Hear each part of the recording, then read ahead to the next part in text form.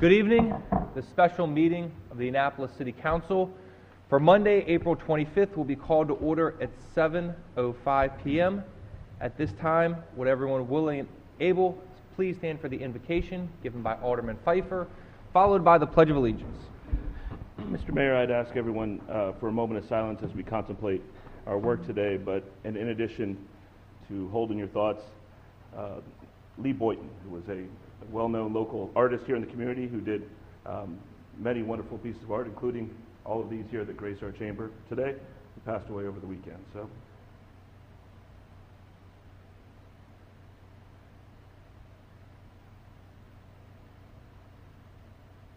thank you. I pledge allegiance to the flag of the United States of America and to the republic for which it stands, one nation, under God, indivisible, with liberty and justice for all.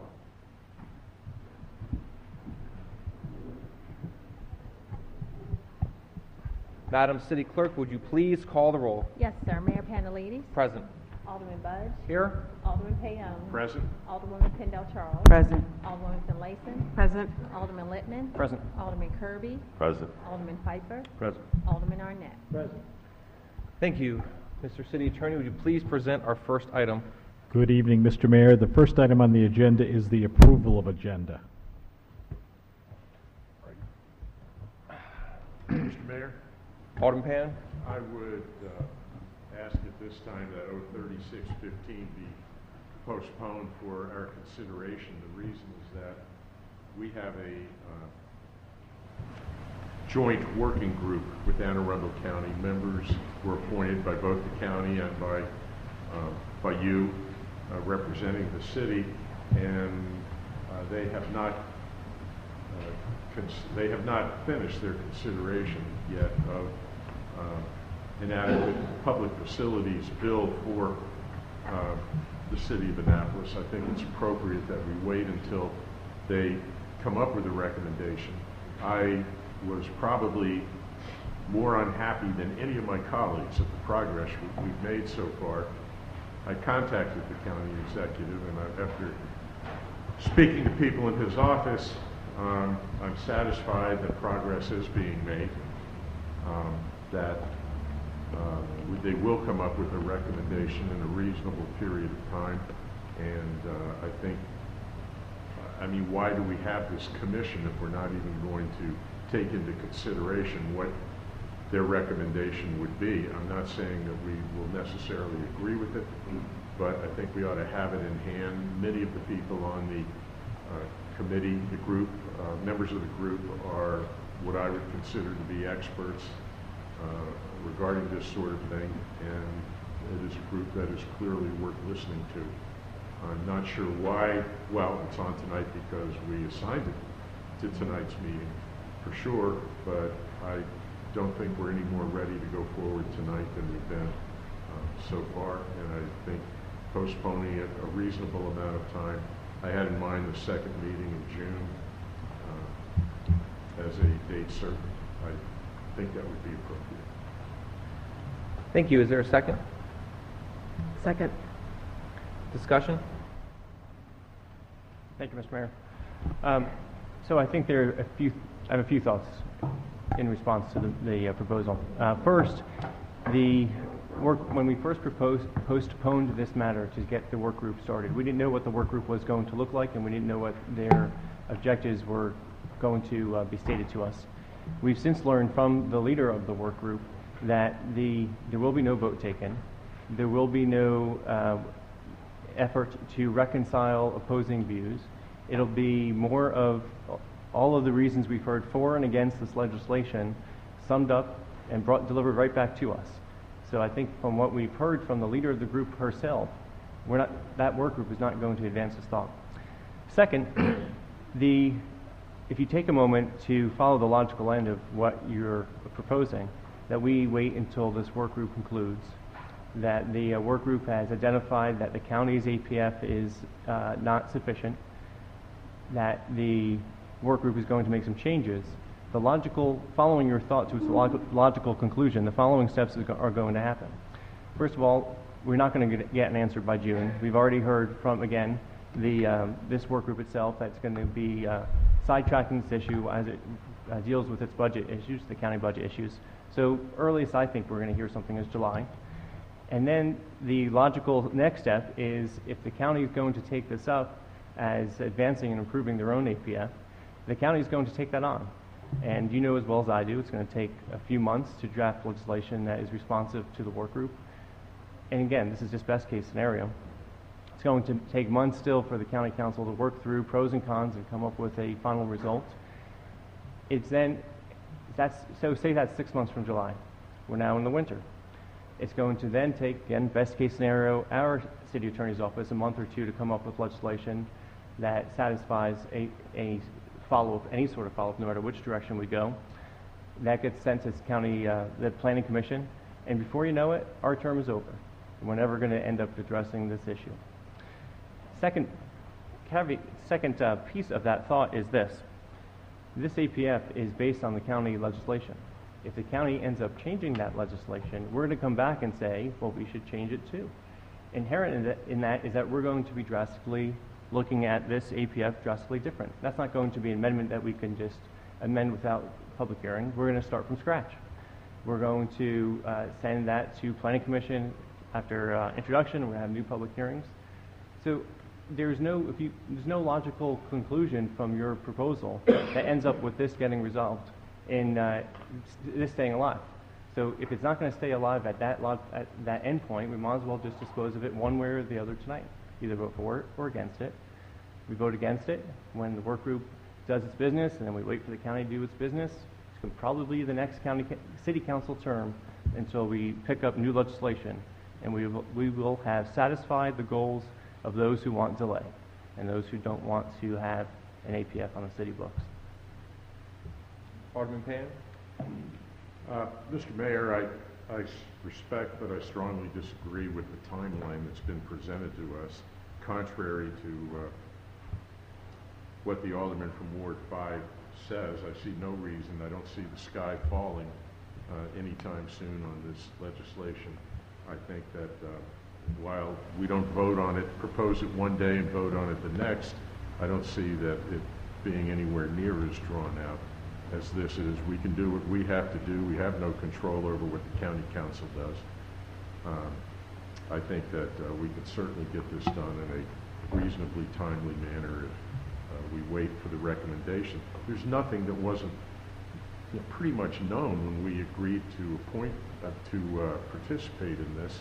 And frankly, the county and the Board of Ed, at least to some extent, is, well, I'm not going to say they're doing us a favor, but they are being very cooperative in helping out with this situation, because as you know, we don't have the county doesn't have a lot of control over the Board of Ed, but we've got even less than they do. I think it's prudent and appropriate to wait to hear from the experts in this field, at least what their recommendation is. Whether we follow it or not is a totally different issue, but I think we need to hear from them. Why have the commission if that's the case? Alderman Arnett? Actually, why indeed. I agree that with Alderman Littman that we really didn't have a good notion of what it was going in, but now that I do, the one thing that I've learned loud and clear is unless the city has an adequate public facility ordinance, no matter what solutions the county comes up with, we're not included. So in my committee, where we're doing the test for schools open and closed, we've actually come up with, I think, a very good solution, except it doesn't apply to the city. So, and we've heard that from the school board, we've heard that from former Alderman John Hammond, we've heard over and over again that because the city does not have the APF, we're not part of the game. We don't count, they don't count us, they don't pay attention. And I don't see anything, if anything comes out of this joint work group, I don't see anything that is going to obviate the need to have adequate public facility for schools legislation. If there's something that would require a tweak to that, that's fine. But at least we will have some legislation on the books to protect our children and their educational environment. So and even if we don't delay and we discuss it tonight and get into second reader, we can always find at that point that, gee, maybe we need to take more time. Alderman Budge has come up with some interesting new wrinkles. I'd like to have a dialogue on that. So I don't see why we should delay it any longer. It's been delayed almost a year, and it almost feels like the tactic is just keep delaying it until the council, this term, does end. So I would urge my colleagues not to vote for delaying the putting this on second reader tonight. Alderman Lippman? Thank you, Mr. Mayor. In follow-up to the two comments, one, the view that no one feels like the sky is falling, I would suggest that a number of the comments that we heard, especially those from Hillsmere Elementary, where they just put in a fifth trailer to go in the front of the school, they certainly feel like it's a pressing matter today and can't wait. And as far as future developments, Environmental Matters Committee just heard on Thursday an update on some of the most recent big projects. We have Parkside Preserve that is on the books that would produce 22 kids. Oh, and they would go to Hillsmere Elementary. Crystal Spring, of course, that's about another 22 kids, and still going to Hillsmere Elementary. That's over 110% overcapacity now. You have more kids coming out of projects at Milkshake Lane, also known as Primrose Hills, the Hayes annexation, the Thomas Woods project, the Rocky Gorge project, the Griscom Square project, and the Enclave at Spa. To support the comments from the Alderman from Ward 1, this is quoting from the Chief Operating Officer from Anne Arundel County Schools. I will be unable to attend the City Council's meeting this evening, in that I have a prior system commitment that I must attend to this evening. That said, and as you know, the school system's administration and board have been supportive of the city adopting and implementing sensible growth management tools such as school capacity APFO tests for over a decade. In that time, school district staff and school system leadership have attended many meetings, hearings, workshops, etc., to collaborate with the city and to speak favorably regarding the same. That position remains as relative, consistent, and appropriate this evening as it has over the entire stated time period. That was received tonight. So again, in support of what the Alderman from Ward 1 suggested, I suggest we stick to our agenda. We have a lot of people that made great efforts to come out tonight. Let them be heard. Let's take this up on second reader. Let's consider the amendments from the Alderman from Ward 1, the Alderman from Ward 7, and if at that time this group is still not ready to place a vote, someone can make a motion to postpone at that time. I think it's only fair to the people who have worked very hard to be prepared for today. Alderman Budge? First of all, the comments that you read earlier would be from the other alderman from Ward 1. Oh, I'm sorry. Yes. Thank you for the correction. Ward 8. That's what I get for not using last names.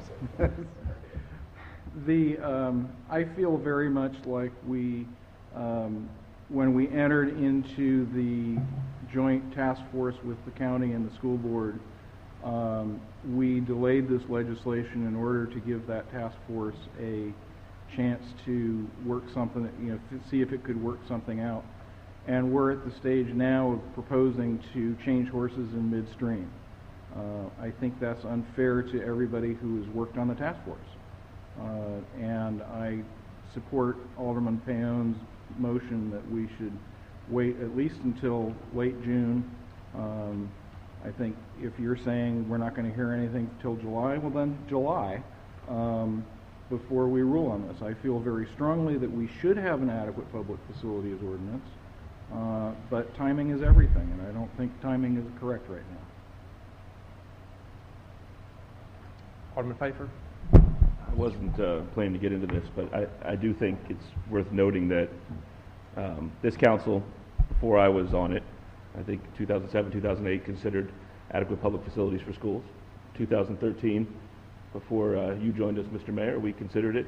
So over the last 10 years, basically, this is the third time this issue has bubbled up, and there has been an effort to figure out how to have some sort of regime of rules to govern this in the city.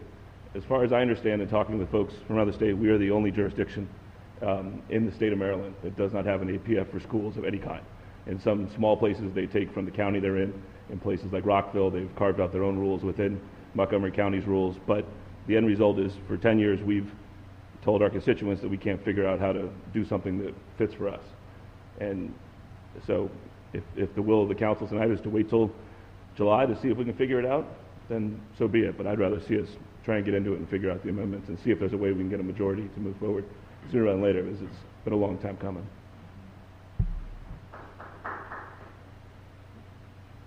Any other discussion? All right. All in favor of Alderman Payone's motion to postpone until the second meeting in June, please say aye. Aye. Aye. All opposed? Abstain. Madam City Clerk, would you please call the roll? Yes, sir. Mayor Panalides? Aye. Alderman Kirby? Alderman Pfeiffer? No. Alderman Arnett? No. Alderman Bud? Aye. Alderman Payone? Aye. Alderman Kendall Charles? Abstain. Alderman Finlayson? Aye. Alderman Lippman? No. The motion is defeated. I mean, it carries, I'm sorry. It carries. No, it's been postponed until June. That's fine. Before we go on to the next one, I just want to give the public some hope and optimism over what we discussed and went forward. I think one of the things we have to remember and take into consideration is that the city, and particularly this council, has taken on a lot of complex projects, particularly with Anne Arundel County. We have in the works the first stormwater project between the city and the county. We also have a heroin task force where a member of the police department is permanently dedicated to the county. The county executive has given more money to the city in terms of transportation. And if you look at what's going on in our planning department, we're joint planning on Forest Drive. A number of these initiatives took place due to the grace from the county executive to give resources to the city. And I think if we would have pushed this vote through tonight, it would have been not fair to all the people that gave their time and energy to that. The timeline that Alderman Lippman mentioned, I think, is a little bit excessive. We took up legislations to address 110 Compromise Street, the old Fawcett's building, which had been vacant for years. And that legislation took about a year, but we got through it. We're making progress. The work group is meeting. I'm one of the sponsors of the legislation with Alderman Arnett and Lippman. I don't think it's fair to form a group of people to come together, say, I want you to give all your time and energy to work on this, and then say, by the way, we're going to put it aside and vote anyway. It's not fair to them. So with that, we'll move on to the next item. Point of order, I don't think we've ended up picking a date. In that time frame, we're looking at June 20th or July 11th. I'll defer to Alderman Payne.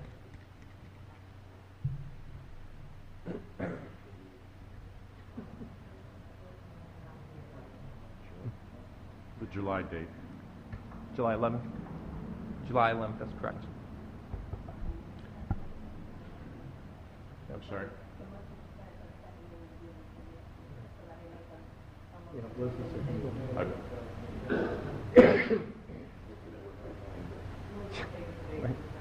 Is there a second? Second. All in favor of moving the meeting to the second week in July, please say aye. Aye. Aye. All opposed? No. The ayes have it. Is there a Abstain. motion? Is there a motion to approve the agenda as amended? Second.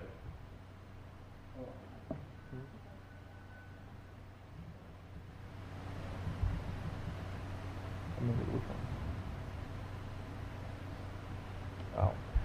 To withdraw the referrals of 01716 on, are we withdrawing the parking lots? Yeah. What are we talking about?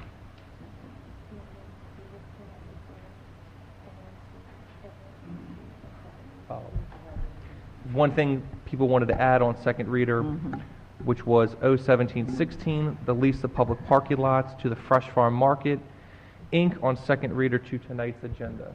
So moved. Second. All in favor? Yes, sir.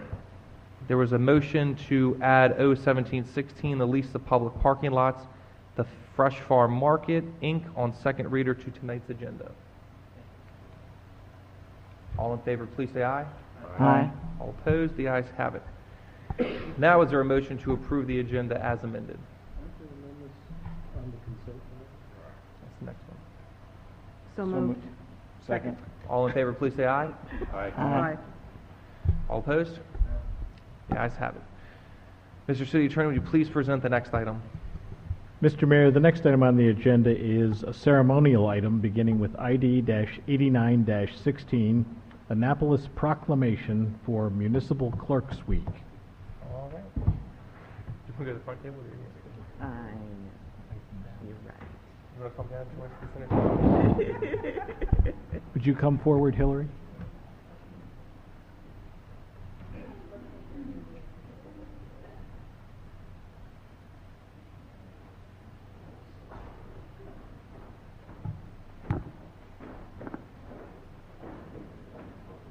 Thank you, Mr. Mayor.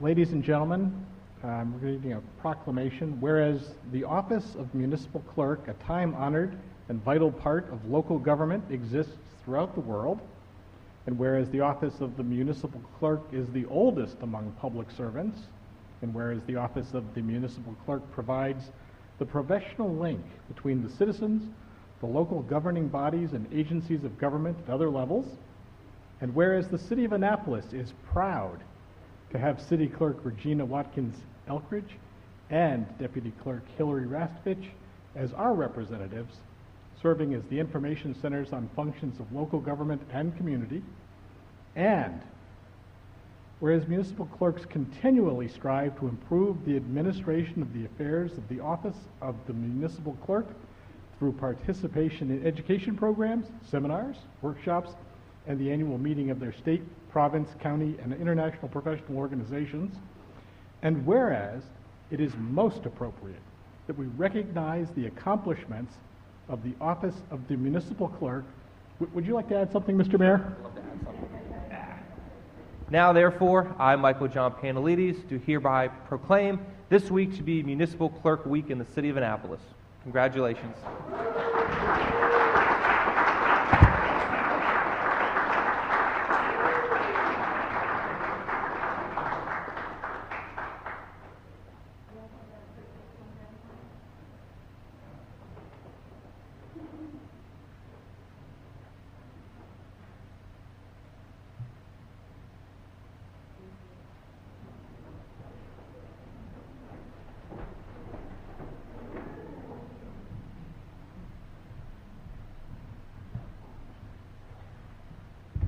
Mr. City Attorney, would you please present the next item on the agenda? Mr. Mayor, the next item on the agenda is petitions, reports, and communications, beginning with the quarterly report from the Housing Authority of the City of Annapolis. If we could have the representatives from the Housing Authority of the city of Annapolis join us at the center table.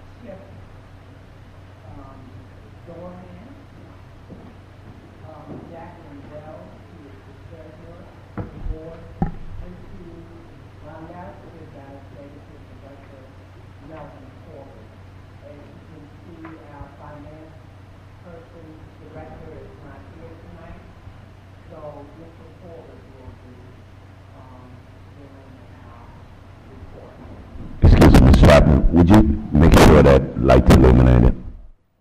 It is on? Is it bright green? Okay. They won't be able to hear you at home. And they're having problems in the back. Oh, no, well, you're good. Do I need to repeat it? No.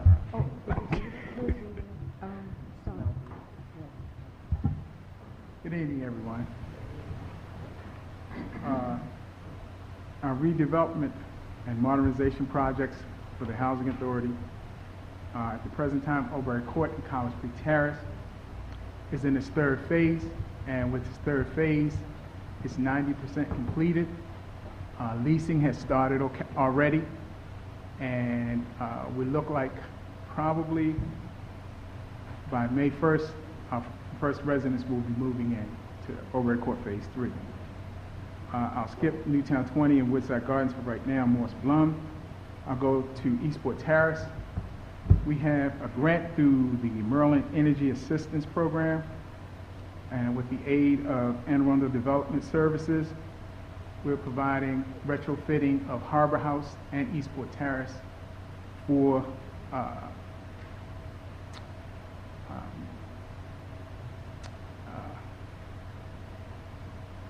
air conditioners, as well as excuse me. Sorry. No, give me one second. Oh, retrofitting for Energy Star furnaces, for central air conditioners, air sealing, and insulation, and Energy Star refrigerators. That's for the Harbor House community, and that grant is in the number of $750,000, and that will commence in July of this year. Going back to Newtown 20 and Woodside Gardens and Morris H. Blum development projects, those were put on hold because of us not having a full board. Now that we have a full board a full complement on our board, we will be readdressing those issues coming next Thursday. I'll skip down to public safety and operations because I know everyone wants to hear about public safety. With the city inspections and REACT, our city inspections are due to start May 1st, and at that time, we're ready to go with all of the inspections, starting with our Harbor House development. And we'll also be doing Morris Blum as well, as starting with that development. Oh, please forgive me. The first inspection will be at Morris Blum, and then we'll be going to Harbor House. With our REACT inspections, because the city is doing their inspections, our REACT inspections will follow those. REACT inspection is the inspection that HUD does on our properties. So with the city inspections, that will help us tremendously because we'll be ready for HUD, and hopefully we'll get a great mark with doing our REACT inspections. At this time, I'd like to go to our finance report. And on our finance report, at present, our occupancy rate is 95%. Our goal is to achieve 97% by 6/30/2016. Our subsidy received to date in fiscal year 16 is at 85%, which was the same rate we achieved last year. Expenses are lower as the same period last year, down 110%, because primarily due to staff reductions. So our budget now has a 110 and 10% increase over revenues of last year. Revenues is higher at the same period last year, up by 70,560, primarily due to tenant rental increases. The deficit at Newtown 20 is $1,875, and this is due to our vacant units in Newtown 20. The vacant units are because we had anticipated doing renovations at Newtown 20, but that was put on hold. The agency's financial statements for FY15 is issued on March the 29th, and that can be read on our website. I'd like to go to the issue of our public safety officer. We've made a decision with regards to our public safety officer, but we're still taking him through the process, so I don't want to name his name right now. But once everything is sent through the process, we will name our public safety director, probably by the end of this week. Are there any questions or anything people would like to ask at this time? Alderman Pan? What is the Housing Authority doing to help stem the tide of violence in Eastport Terrace and Harbor House, not only for the residents, but for the people that live in that area? I don't need to go over the things that have happened there in the last few weeks, particularly, although there's nothing really new about what's happened in the last few weeks. It certainly has come to a head for obvious reasons. I know the police chief may have some answers for us, but what is the housing authority doing to help with this situation? We have people that are, well, at least one that's here tonight that lives in the area, and I mean, you shouldn't have to eat dinner and be dodging bullets at the same time. It's a terrible situation. Yes, Alderman Payon, it is. It's a very terrible situation. And when I came into directorship at the Housing Authority, that was my primary Well, the area. problem long predates your coming in. No question about that. But in coming in, that was my major concern, was public safety. And working with the police department, working with the mayor's office, working with a lot of partners in the city, the faith-based community, and now working with a safety officer, we plan to come up with a strategic plan as to how we can address these needs. The first need is law enforcement, and the police department is right there now where we need them to be. I have meetings set up this week with several people in the city to assess that situation and maybe come up with some other ideas. So to say that I have a concrete plan right now, we don't, but we're working towards that. But right now, to say that what we're doing right in the community right now is what we need. We need police protection, because that goes along with other parts of the city. It's like we recently had a homicide in another part of the city. Yep. So it's not germane to just public housing. It's No, all over the city. Understood. Does the housing authority have any position on reinstituting the banning list in some form? I'm not necessarily talking about the way it was by any means, but some type of a banning list. You know, we'll work with the parties that are available, because as you know, the ACLU, That's why I said some form. Right. I didn't. the ACLU along with the Housing Authority hammered out an agreement. And we have to stick within those confines of those agreements. But we're willing to work to find ways to institute that. Okay. Thank you. You're welcome. Alderman Kirby? Thank you, Mr. Mayor. Alderman Payon, and for all the other persons, you have a letter in your mailbox at present. I think I put it in there on Saturday evening, and it is the letter from the ACLU explaining exactly what we need to do as a city agency and the Housing Authority. But it would take us to be at the table with the police chief, the plaintiffs, and the Housing Authority and the ACLU, and iron out some of those constitutional issues, and we can reinstitute the banning policy as long as we get rid of the constitutional issues where they, so. And everybody has that letter in their box right now. Alderman Arnett? Thank you, Mr. Mayor.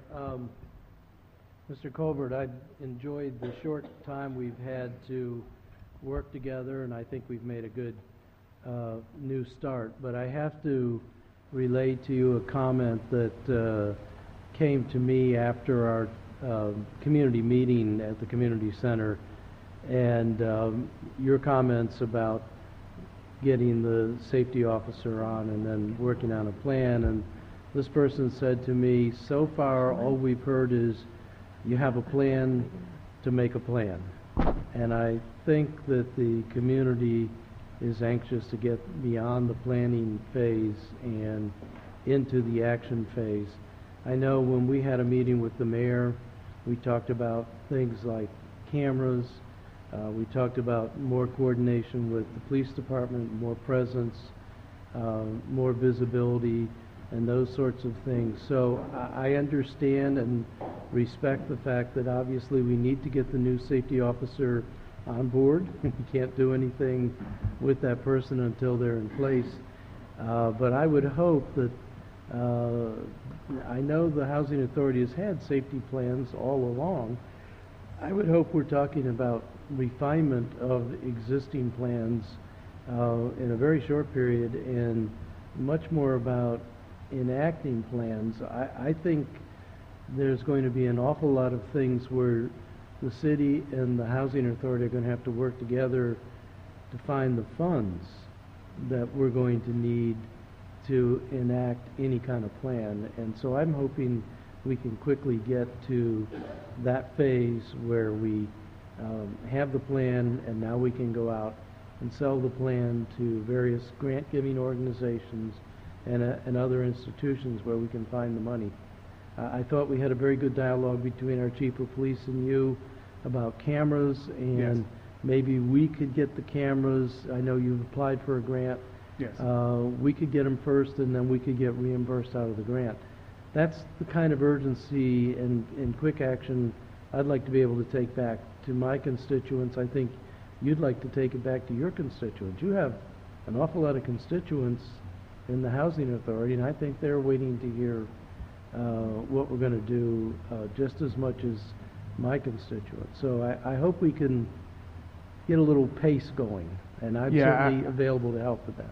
Yes, sir, I agree with you 100%, and that's why we've been meeting, and not just meeting, but coming up with concrete plans, just like you said. We said that we would have identified that we need cameras. We've identified some other things that we need to do immediately, and we're moving on them. So in the upcoming weeks, you'll see those come to materialize. We'll hear about it at our next quarterly report, right? Absolutely, you will hear about it. Yes, you will. Thank you. You're welcome. Alderwoman Finlayson? Yes, thank you. Mr. Kirby, if I might, the letter from ACLU, did we request that they participate in the renegotiations of how we implement banning? I'm hoping that's what the letter will say. I believe it to be a condition the courts imposed when they disassembled the ban.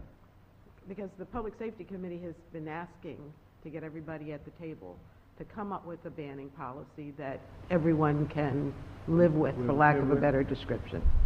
Mr. Colbert, Newtown 20 and Woodside, you said they're on hold. And I Yes. know you can't give me too much information because they're on hold, but are you planning to move forward in the same direction, or are you starting afresh?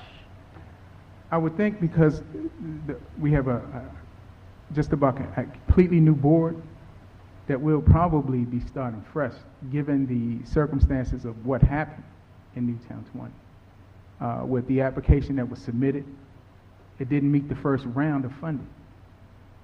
So I think we need to really carefully look at that and do an assessment of where that plan was. I don't think it's a plan that we can move forward with. So are you looking to find another To find another, that would not find another only... a developer that has more experience in that area. Because the developer that we had, he had a lot less experience with doing 9% tax credit development programs. Well, I'm not sure that all the units he developed in Baltimore were, but that's another issue. The Right. point, my question is then, are we looking for someone who will not only take Newtown to develop, but also will be able to purchase Woodside to develop? Because that was, that's two different ownerships. Yes, yes. So we're still going to try to work together to put both of those projects together into one new development? We will have to look at that because I've heard that Woodside is probably going to be sold. So Probably going to be what? it's going to be sold, Sold. Woodside Gardens. Uh-huh. So we need to look to whoever the new ownership is and how they want to move forward. Well, maybe that's an opportunity Yes. for the absolutely. person that's going to develop Newtown to also pick up Woodside. Yes, that's a Um, possibility. But Okay. those are the things that we're meeting with our board on, probably this Thursday, and I'll have more information at that time Okay. to pass along to everyone. Ms. Chapman, did you want to add something? I was going to say just what Mr. Corbett said, that Mhm. we have a special meeting of the board on this Thursday, and that's one of the things that we are going to be discussing, where Mhm. we're going with Newtown 20. That's been on hold too long. I agree. And so that's one of the first things that we are going to tackle, that, and start to look over the director's plan for the safety officer and how we can all work together to try to get things settled down before the summer. One of the things that the mayor and the board have talked about doing is going into the communities, actually walking the communities, talking to people, and this is something that we're going to be doing very soon. Okay. Well, I appreciate being kept in that loop.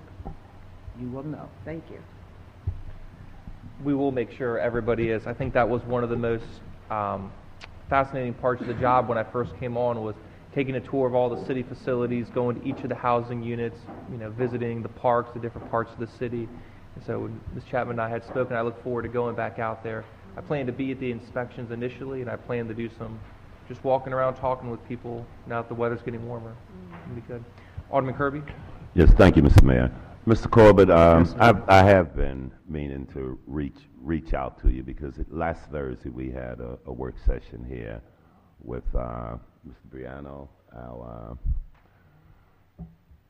our lobbyist up at the State House, and he did identify some pots of money to both public housing and the city could use for those public safety issues, like the ones that occurred, that Alderman Arnett was alluding to earlier. So we may, in fact, be able to get some cameras, and I guess it's LED lighting on that side as well. I mean, I think we've made some positive steps. I know the chief's working, doing all he can do, given his manpower right now. So I want the residents to be safe. We all do. But it's getting hot again, and I think that's an unfortunate occurrence last week, and we're so fortunate not to have had some loss of life or some people hurt there. Yes. But it's just unfortunate. So I don't take it personal, and I don't think you need to take that personal either. It's just one of those unfortunate things that occurred. It just occurred at that community. Yeah, and I think your point is well taken, that the summer is upon us, and we need to get on top of that. Okay, so I just want you to know that we came in here Thursday and we beat the bushes. And so we too are not going to leave you just out there. We're doing what we can, and we know some blind spots the chief has identified for us. So we're going to make some things happen with you too. And we appreciate that. Thanks. Alderman Pfeiffer? Thank you very much.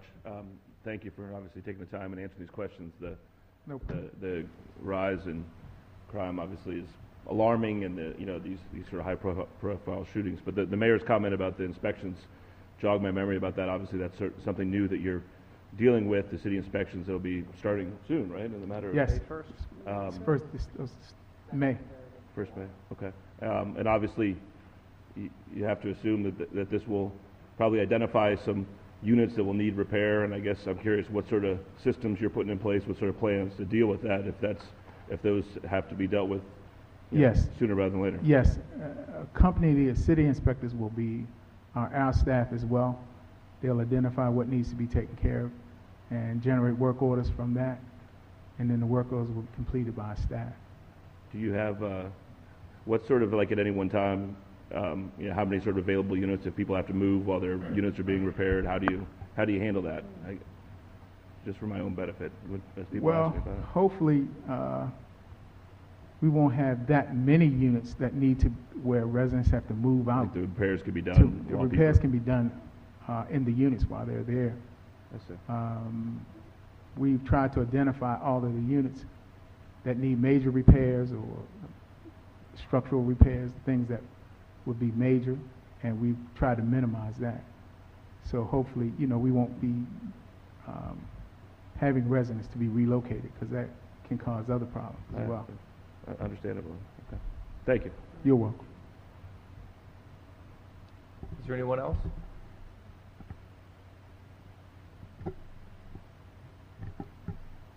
Thank you very much. Thank you. Mr. City Attorney, would you please present the next item on the agenda? Mr. Mayor, the next item on the agenda is reports by committees. Is there any alderperson that would like to present a report? Alderman Budge. Yes, Mr. Mayor and members of the council, the Transportation Committee met on April 19th, and we considered two pieces of legislation, O-1616, the updates and amendments to Title 12 to accommodate the new parking management, and R-516, major city dock special event parking rules, and recommended both favorably to the council. The next meeting of the Transportation Committee will be May 17th in these chambers at 6:30 p.m. Thank you. Alderman Pan. Thank you, Mr. Mayor.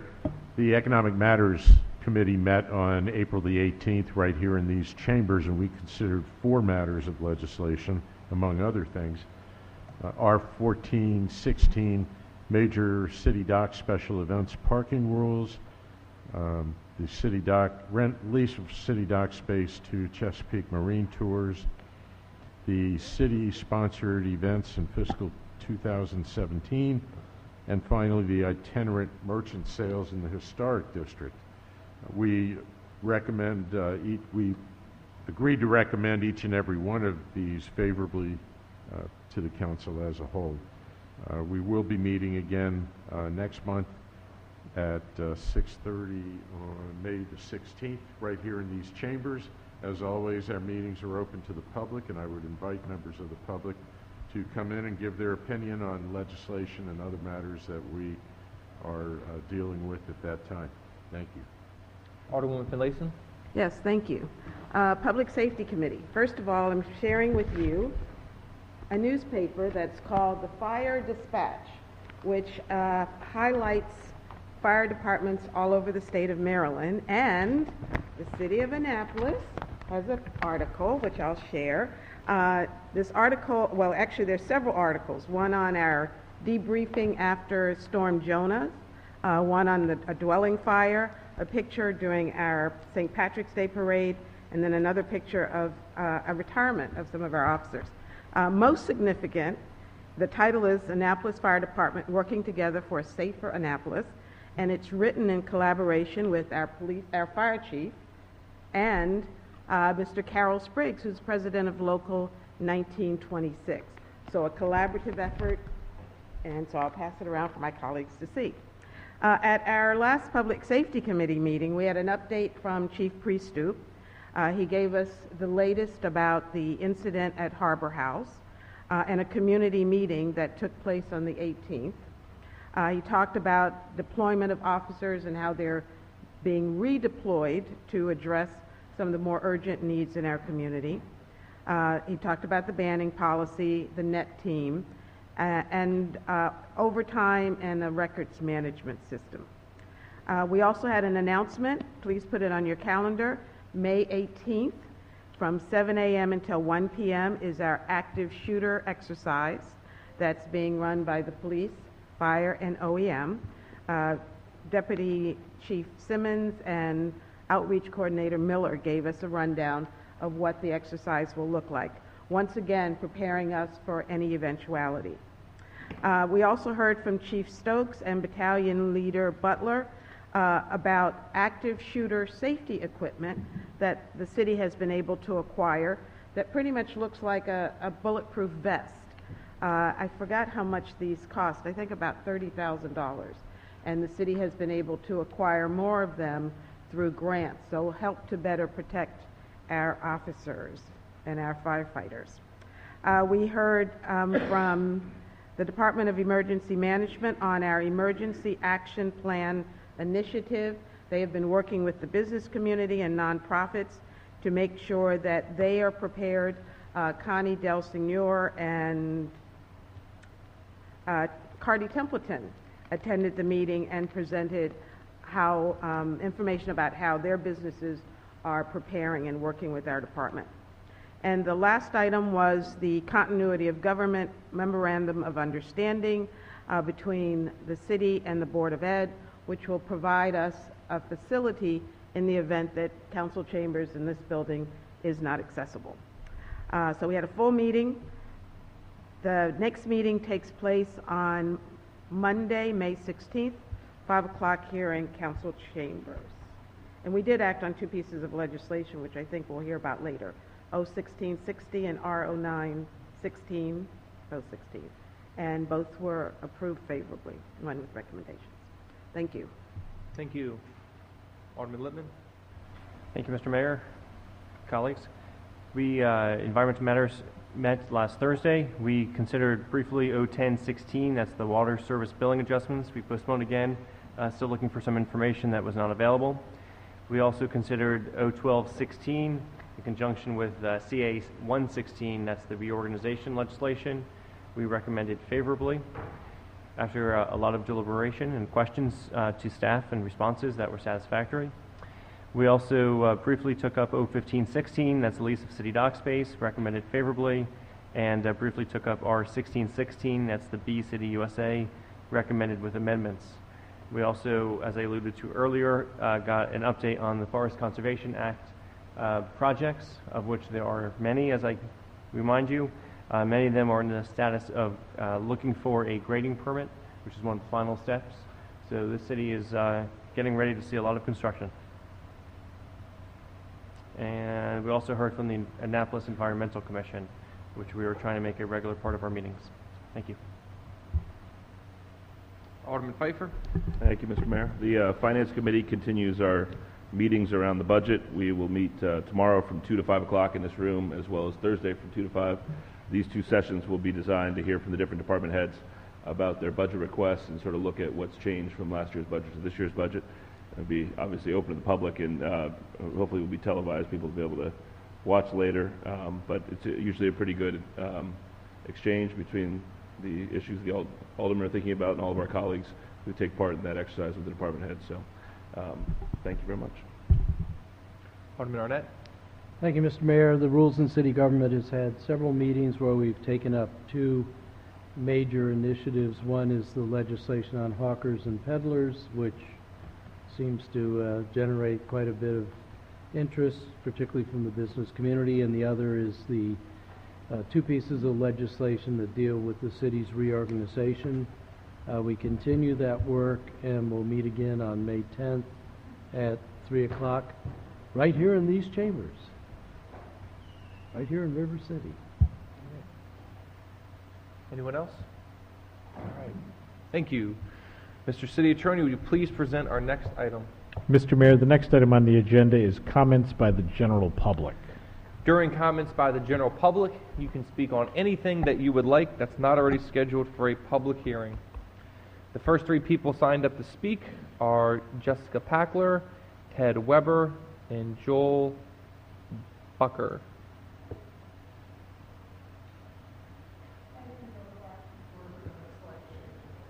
Not a problem.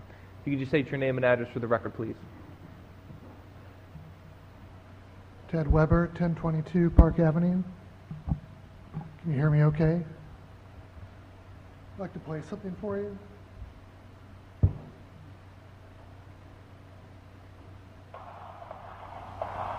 Can you hear that?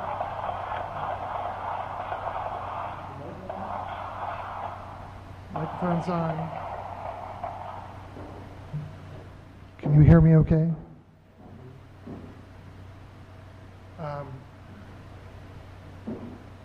Did you hear that? All right, I'm going to play that again.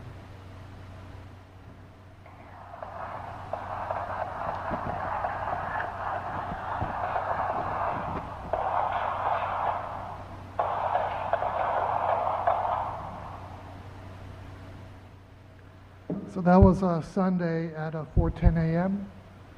4 of those bullets hit our house, including one that went through our living room wall and ricocheted off the dining room wall on the other side of the house. It was a 9mm hollow point round, which would have done a lot of damage if it hit someone. Another bullet hit our bedroom wall, but fortunately did not go through the wall since we were sleeping right on the other side. This is just one incident of many. 4 people have been shot at President and Madison since December. The Annapolis Police Department reported 57 incidences of shots fired in the President and Madison Street area in 2015. This is more than 30 times the national average reported by the FBI. Before moving to Annapolis, I lived in downtown Baltimore, and that was actually safer than living in Eastport. Something has to be done. For starters, we were told quite some time back that APD was going to put cameras on the Harbor House parking lots, including on the parking lot across the street from our house, where crimes occur frequently. Last week I found out that no, there are no cameras there, and I still don't know when cameras are going to be placed there. So I'd like to know, when can this be done? Also, if there could be parking permits, a system of parking permits. As you know, a lot of these crimes are committed by people from out of town who don't belong there. What about, there's no security staff at nights or weekends. Heck, it doesn't, has inadequate security. I'd like to know what the specific action plan is of the city, Mr. Mayor and council, and what the timeline is to make the President Street area safer and Eastport safer. And also, I'd like to request, I was wondering if I could request a copy of that letter from the ACLU about how to institute a constitutionally fair ban list. I don't want to see people banned for no reason, but there has to be some sort of medium. So again, to recap, cameras, parking permits, security staff, timeline to get something done now. Mr. Weber, I can answer that question with some positive news. I talked with the police chief immediately after the incident, and I called a meeting on Monday, and the director of HACA came in to meet with us. One of the things I'm asking my colleagues on the council to do is to appropriate more money from our contingency fund to go to fund police overtime and cameras. HACA on their own was already researching the cameras on their property and applying for grants. The city can't wait that long. Like you said, we need to take action now. So if the council agrees, we can take some money out of our contingency for snow and ice, which we didn't use, and put that towards getting cameras and overtime. The chief's already dedicated some officers in other parts of the city to that area, and I'll let Chief, if you want to come up and address that in a little bit more detail, because I think the next couple speakers are talking about it, so if you want to go, Thank Chief. you, Mr. Mayor. Yeah, sure. Chief Mike Christoop, Annapolis Police. Mr. Weber, we certainly aren't happy at all that your house was damaged, and it was a very dangerous situation. So we're very aware and have been aware of an uptick in some discharging of firearms calls in the community. Just a little quick picture of what's happening. Most of the crime increase in the Eastport Terrace Harbor House area are aggravated assaults where the people know each other. They're interpersonal assaults. We're not sitting on our hands just to say that 7 out of the 10 assaults have been arrested. Again, it didn't necessarily prevent the assaults, but the officers and the detectives really have been putting their best foot forward. I've had a net team in the community. It's the only community that has had a stable net team there for 2 years, and we don't know what crime we have prevented as we continue to see certain crimes continuing. They're mostly domestic-related assaults. There were, however, 3 shootings, and only one of which I believe was cleared by arrest in the community. So with what we're doing, we have, after the 17th of April, redeployed, as you said, Mr. Mayor. We have, not to the detriment of every community, but we have stacked Eastport Terrace and Harbor House with a proactive, visible presence that should be 24 hours a day until we feel that there's enough stabilization to mitigate some of that heavier deployment. Detectives are dedicated not just to the 17th, where we have heard 31 shots fired and fortunately nobody injured. Working on that, working on drug cases. I do have an additional group of detectives that are doing proactive police work that you don't see. What you should see are extra cops all around the clock handling and being there and being involved in not just community interaction, which we want to improve, but also doing enforcement, and there is enforcement going on right now in the community. So, I say this, there's a lot of active police work there. I advocated cameras. I want to make a correction. Yes, there's no cameras at this point on the Park Avenue side, on the President's side, but Eastport Terrace and Harbor House communities have the most cameras in any of the public housing communities that the Annapolis Police Department paid for. They're on the Madison Street side, caution of the wind, we made assessments and judgments on where the crimes were occurring when we put them up. They're semi-permanent, they can be moved, but that area is fairly secured by cameras, which may not be the complete answer, but they're force multipliers. They help us see things when we're not able to be there exactly when it's happening. So the recommendation, as immediate as we could, and the city supports it, would be to install more cameras. And we've gotten prices already as of today. We're waiting for 2 other vendors. We told them there's got to be a sense of urgency. That additional amount, I'm sure, will be paid for. It's my recommendation, and I know the mayor and city council, city council supports that. And again, it should be an immediate and instant installation of cameras once we can physically make an agreement. And I don't think there's going to be any unnecessary delay. But again, I go back to, the police department is as proactive as we could be. There is a lot of really good work going on, and yes, there's been a lot of additional people who have been released from some prison settings. They've gone back into the community.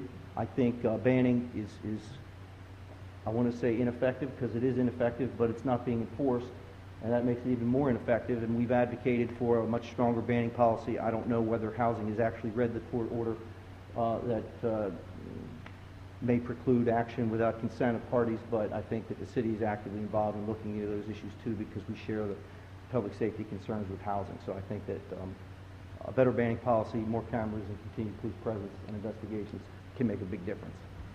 Alderman Pan. Sir, you used the term net team. I'm sorry. Could you explain to the folks here and to people at home what that means? Yeah, police parlance, I apologize. Neighborhood enhancement teams, they're dedicated to a community, and the idea, the concept, though it's been done in other cities, most recently in Boston with very good results, where you have several officers who continue to stay there irrespective of what's going on anywhere else, because we know that the area is subject to, unfortunately, disproportionate amount of violence and disorderly activity. So we want those officers to integrate in the community and be the first officers to solve problems for the community. Now, Eastport Terrace and Harbor House, throughout some reduction in some officers and us continuing to try to hire more, hasn't been reduced. Eastport Terrace and Harbor House has had a net team, where other neighborhoods unfortunately haven't. And it's our goal to get more neighborhoods net teams too. But, that's what we do. Thank you.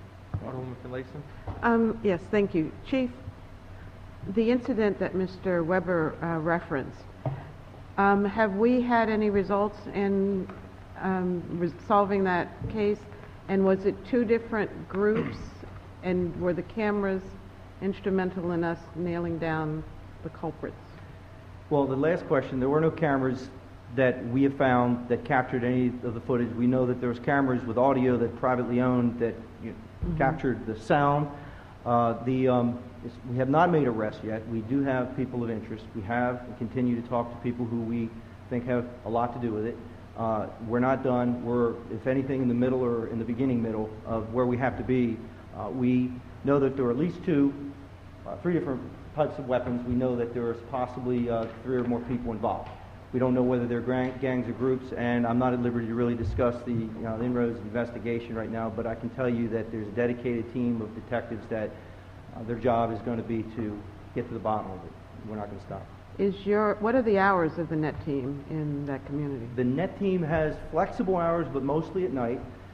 But the net team isn't the only group of cops that will be walking invisible in the community in the wake of the April 17th incident. That will be, again, handled by the net team, administrative officers, detectives, K-9, inside contingents of police, and patrol officers 24 hours a day.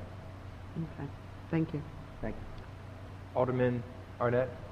Thank you, Mr. Mayor. Chief, 2 different lines of questions. One, have you seen the ACLU letter to the Housing Authority? I have. I've read the letter. I find it quite chilling. It does not seem promising that they're going to be very amenable to changes in the banning policy. Yet you've told us over and over again an effective banning policy is one of the most important things we can do. So I'm very frustrated. I'm frustrated for myself, and I'm certainly frustrated for my constituents. If we're not going to get cooperation for one of our major tools, that's a problem. Well, I would never say that the ACLU is disingenuous or aren't giving us all the facts. I wouldn't say that they could be wrong, but I think that housing has to do due diligence to make sure that that is factual, that they can't change, with the will of the people, or if there's no legal impediment. I don't know that there is or isn't right now. The ACLU, however, did say that there's a problem with the banning order that stops any action. I will say also that there were 42 assaults in Eastport Terrace and Harbor House from April to April last year to this year. 39 of those 42 assaults, we have identified people involved. We've identified suspects. 12 of those 39 people, based on the charges that were applied, should be banned. None of them were banned. Now, this policy isn't as strong a policy as we could have. It's not as impacting as Anne Arundel County or Hagerstown or all the many jurisdictions that we've seen, but it has to be enforced by housing. It has to be upheld by housing for us to enforce it to make any difference at all, even if we can't get a better banning policy, which I'm hopeful that we can. The other question is that in discussions after the latest gunfire, well, it's not the latest gunfire incident anymore, is it? I had the distinct impression that there was going to be heightened activity while we were looking for the perpetrators, but I didn't have the impression, and in fact we had some discussion with Alderwoman Pendle Charles, that that was sustainable over the long haul, and that many other alderpersons are concerned that police force will be concentrated in Eastport at the expense of their wards. So I know we have a heightened activity now, but I'm not sure, are we promising people a continued level of that kind of activity? I certainly can't promise any one community that we're going to forever have an encampment of police. I think that it gets to a point where we have to feel comfortable that we've gotten to the bottom of this and identified perpetrators, because they could be involved in retaliation, and it could affect other neighborhoods. It may affect today Eastport Terrace, but there's a migratory effect of some criminal element. Sometimes it goes from one neighborhood to the other. So, my commitment is to make sure that we feel to a certain degree that we have made a difference in Eastport before we would reduce the forces. But I can tell you that, it is a balance. I haven't removed operational people from other neighborhoods, but there is an overspill of a lot of officers here, so it does affect manpower, and it could affect overtime. Right now, it hasn't affected so much overtime because of on-duty deployment. Thank you. Alderwoman Pendle Charles? Mr. Mayor, I'm going to pick up on what Alderman Arnett has said. Yes, we are glad that the presence of the police will be blanketed over Eastport Terrace, Harbor House, and even Newtown 20. But my concern also, and I think everyone on this dais, is the spillover effect, the migratory effect that you indicated, which we have a small city, 39,000 people, but very mobile. Everything's within walking distance. And my major concern is that spillover effect into all the other wards, including Ward 3.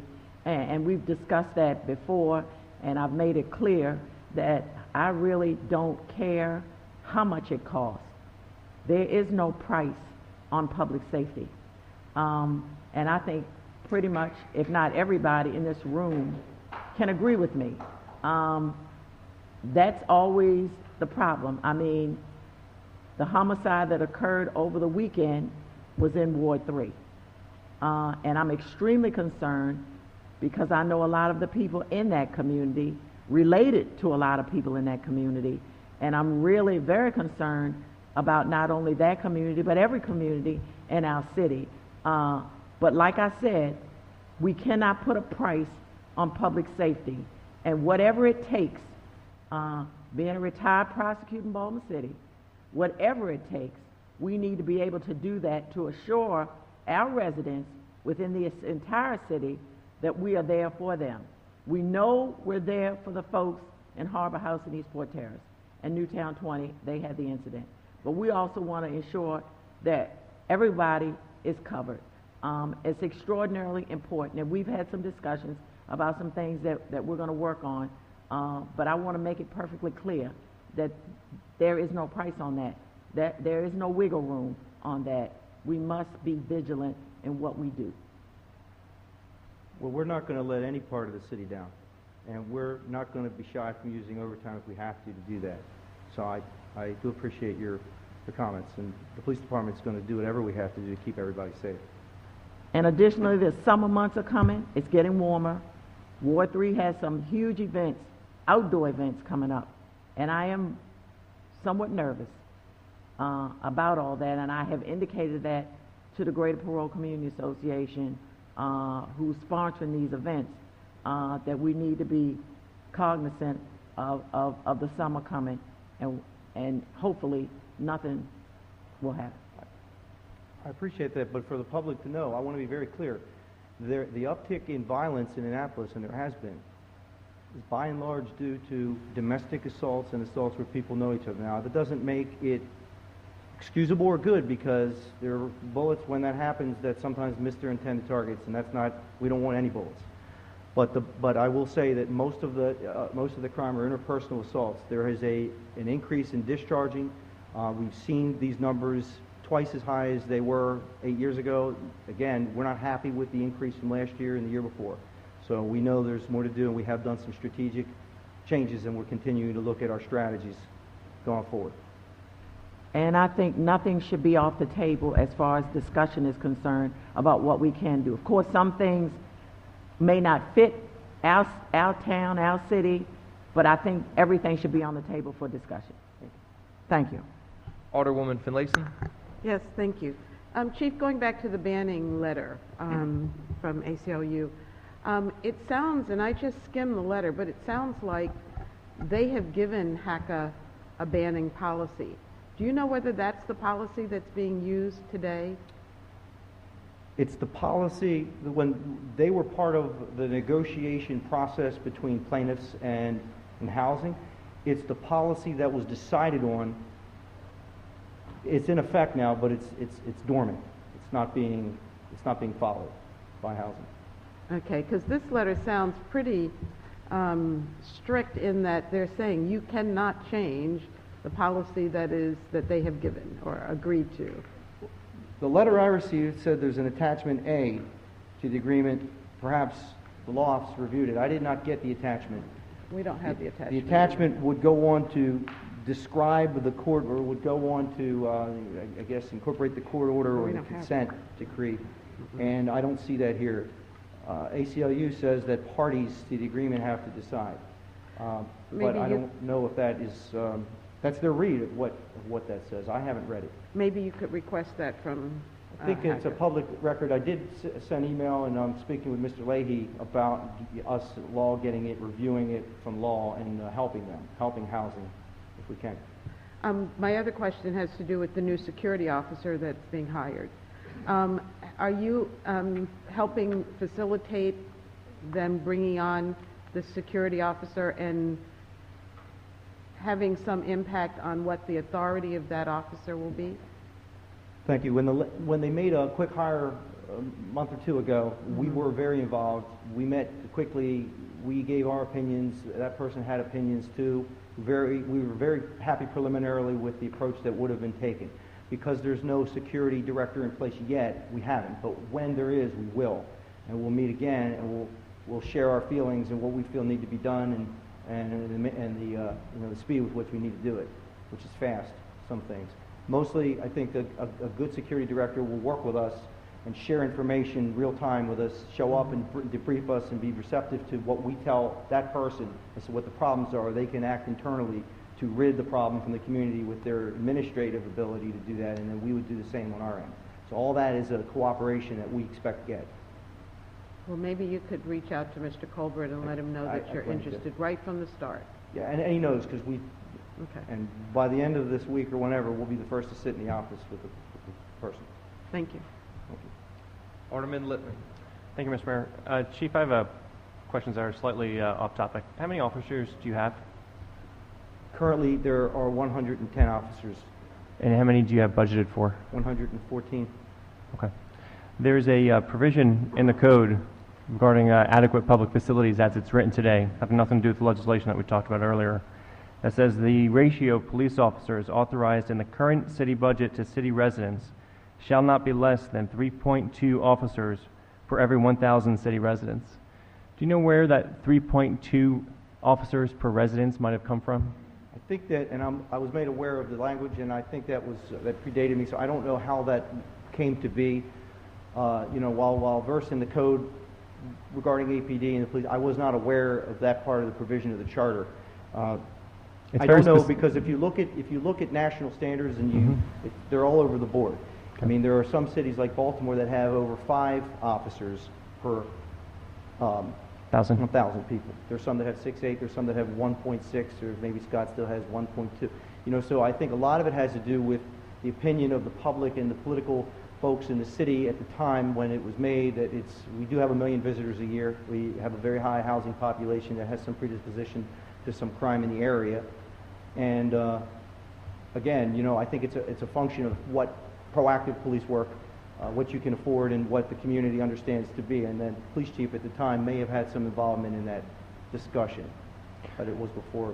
It's a very specific number, 3.2, and so I imagine it wasn't taken from thin air. So I would appreciate, once you have time, to give it some more thought, to let us know if you were to make a recommendation today, whether 3.2 is still the right number, or where your number would be and where it comes from would be helpful.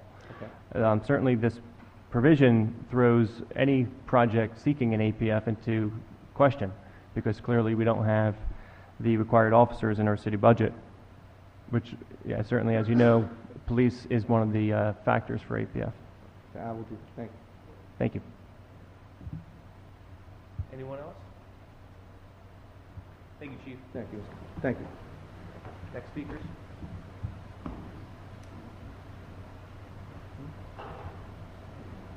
Thank you, Mayor Panelides and aldermen and women, for the opportunity to speak today. My name is Jessica Packler. I live at 506 President Street in Eastport, a block and a half from TED, and directly across the street from all of my friends and neighbors at Harbor House. This is an interesting time to be a resident of Annapolis, specifically Eastport, and I don't necessarily mean that in a positively interesting way. We are all looking to see how you will lead, all of you up here, and what decisions you will make. I had planned to be here tonight to speak just about the APFO, but I guess I will not be able to speak about that because of your abject failure to lead on that rule tonight. That rule is an important one. It needs to be made. Anybody who's been involved in the commission, I have been to the commission meetings. The commission that's meeting has nothing to do with what is happening with our APFO. We deserve to have an APFO that was voted on tonight. We deserve to have that spoken out on. Recent events, however, demand that I speak out on safety as well. As you all know, at 4 o'clock in the morning on April 17th, there was a shooting a block and a half from my house. I was home with 2 of my 4 children, and I was woken up, just in case you didn't get it when Ted played it, to this. Hi, Dave. What? That's not, sorry. I had it rolling for so long through all the different things, it moved on to the next one. I was woken to this, as was my 4-year-old child. My 2-year-old, fortunately, slept through it.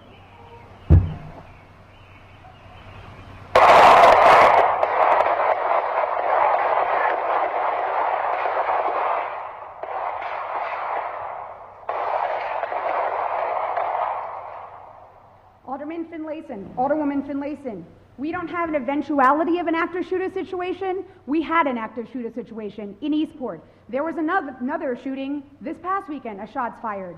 Since that shooting that happened in Eastport, 2 people have been killed in the city, and there has been at least 1 shots fired incident. These were not just in Eastport. They were in Ward 6, they were in Ward 7, they were in Ward 3, and they were in Ward 8. None of this is okay. This is not okay.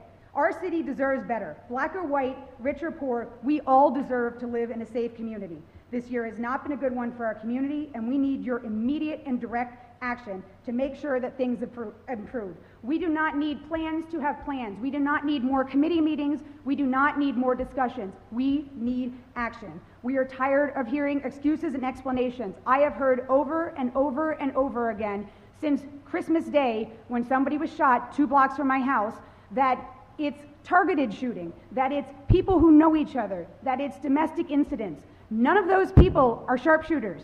As was proven by Ted's house, none of those people are out there. It doesn't matter who they're trying to hit. It doesn't matter whether they know the person, whether they love the person, whether they hate the person, whether they've never met the person. The point is, they are shooting guns in our neighborhoods, they are not sharpshooters, and they are hitting our houses, and eventually they're going to hit somebody. It is only by sheer luck that no one in Ted and Karen's house, or the 2 apartments, or the 9 cars were shot and killed during that shooting, or the shooting that happened on Friday night, or any of the other shots fired and shooting incidents. There have been 4 incidents, 4, not 3 shootings in the city since December 25th.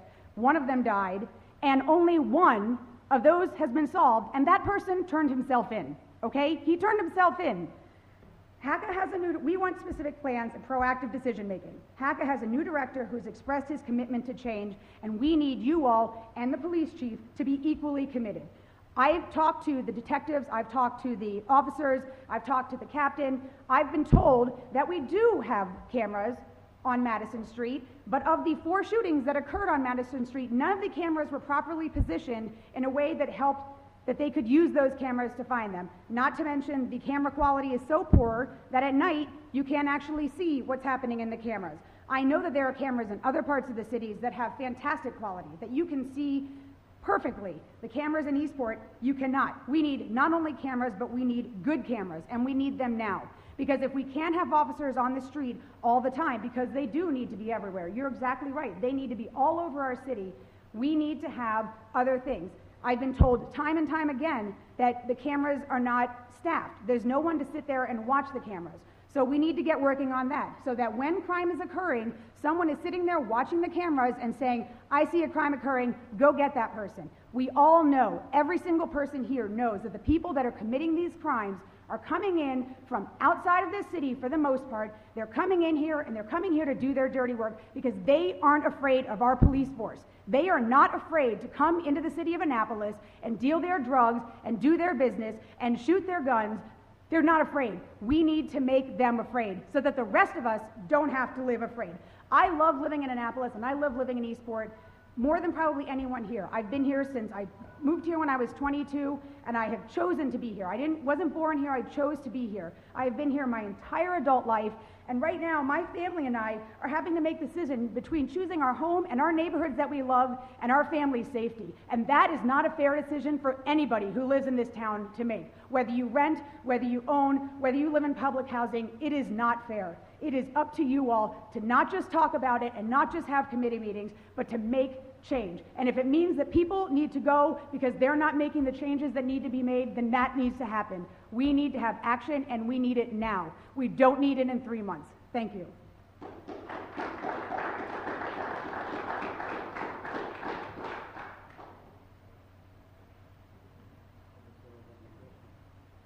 The final 2 speakers are Joel Bunker and Donna Elbert.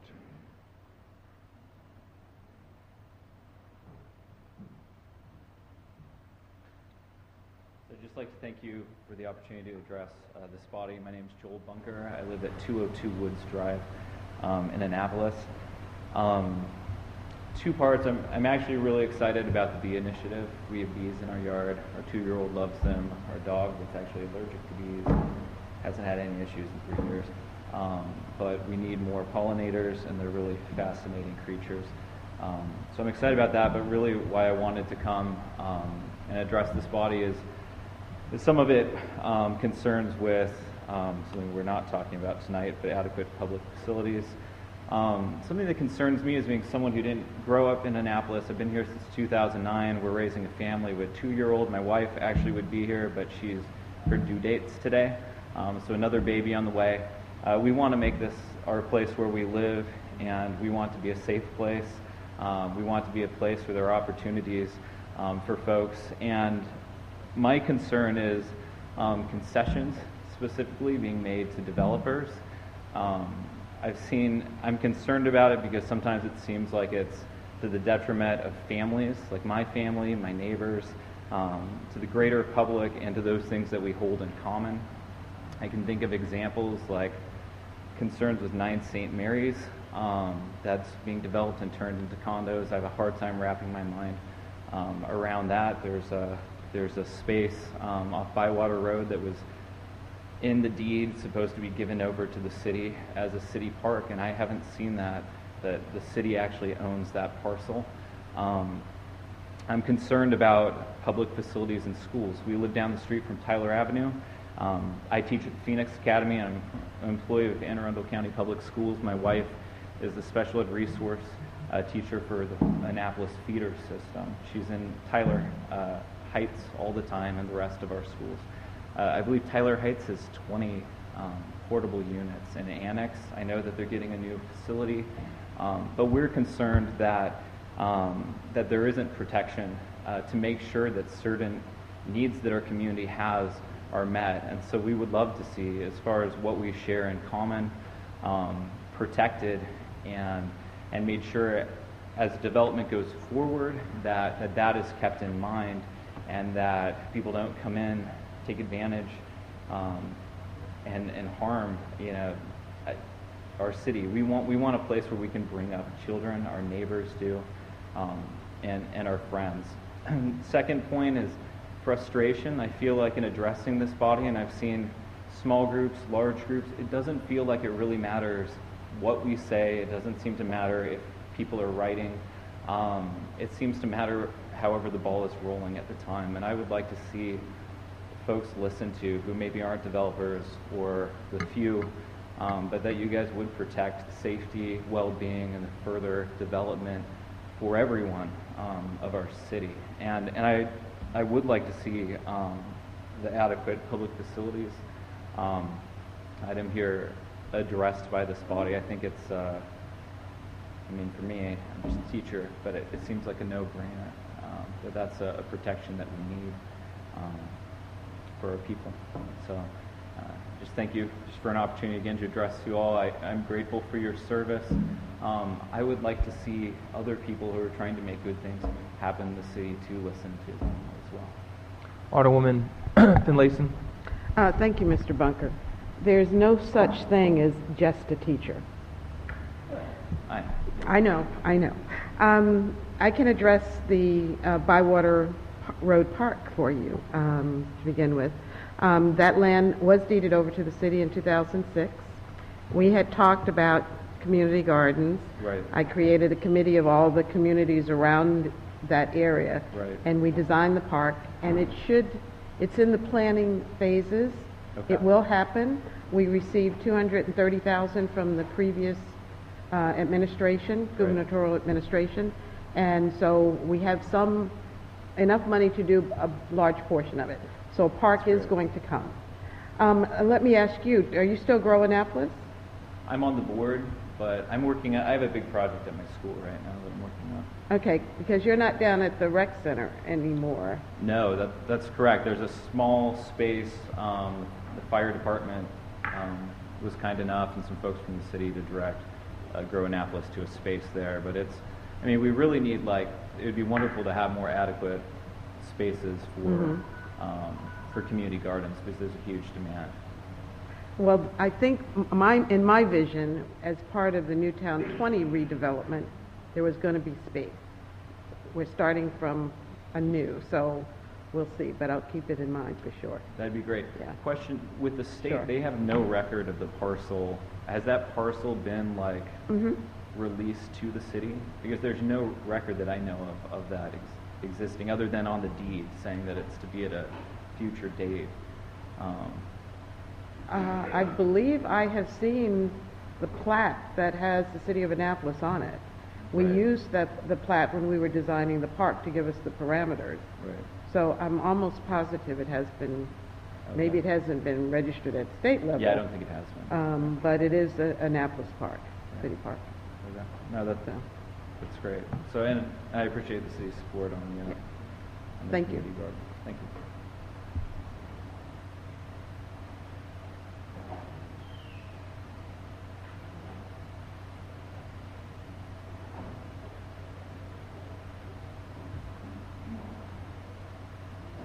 Good evening, council members and our mayor. My name is Donna Elbert, and I live at 415 Jefferson Street, just down the road from Jessica and my other neighbor. Regrettably, I'm here this evening to talk about, unfortunately, beating a horse to death. the security issue in the Eastport area. I was able to attend the community meeting 2 weeks ago. Regrettably, you were not able to make it, Mr. Pantelides, but some of our other members were there, and it turned out to be quite an emotional evening. I think one of the challenges that evening, and it's something that Jessica stated quite emphatically this evening, is that we did not come to that meeting with a plan to discuss how we were going to tackle the issues. I don't think that this is merely a matter of policing.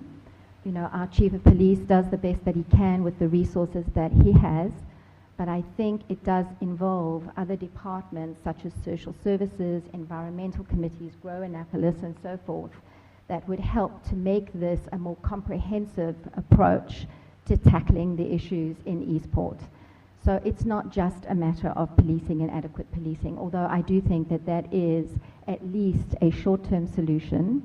And I think it would behoove the members of this committee to come to another meeting, the next meeting perhaps, with a plan that outlines in more detail how you plan to tackle the issues in the short, the medium, and the long term. In the short term, I do understand that we're working on putting more police on the beat, if you like. I would like to see and ask you to consider as another possible solution in the medium term to reinvestigate the institution of a substation, a police substation in Eastport, which, as I understand, used to be in place before, and we lost it due to some funding issues. I don't profess to understand the division of labor or how any of the funding works, so forgive me if I'm ignorant on that point. However, I do think that as a medium-term solution, it might be worth something investigating that. So when I come to the next meeting, I look forward to hearing from you, our esteemed leaders, as to how you intend addressing this in a comprehensive way. And I'd like it spelled out and published to us as a community, how you intend addressing it, because it's only when you actually put something down and commit to something that you actually are going to be held accountable to deliver. Thank you very much for your time. Alderwoman Pendell Charles. Yes, Ms. Donna. I don't know if you heard me when I mentioned to the chief, there's nothing that's not on the table. And one of the things I will tell you here is on the table has been a discussion about a substation. But I'll leave it at that. And there's some other things that are on the table, but I'm not at liberty at this point to bring them up. But you're absolutely right. There needs to be a comprehensive and a strategic plan. For the immediate solution, yes, we do need the police protection. But beyond that, there's some other things that need to be done. Like I said, I'm retired prosecutor in Baltimore City. I worked with the county health department for a while, and now with Anne Arundel County Public Schools. So I've kind of been around several venues. So we're in discussion about several different things as far as not just the policing part, which is extremely important in the immediate term, short term, but in the long term, there are some things that need to be done and accomplished. But thank you so much. Appreciate you coming here and bringing that to the discussion table. Thank you very much. Alderman Arnett. Thank you, Mr. Mayor. I've heard it said a couple of times tonight, and I certainly heard it at the community center. I think the chief told you what his plan was. I think what I'm hearing back from the community is we don't like that plan, and that's fine, but I think you're going to have to help us. When you say you don't like that plan, that is a comprehensive plan. It is the approach to this situation, and the chief is the person who's responsible for doing that planning.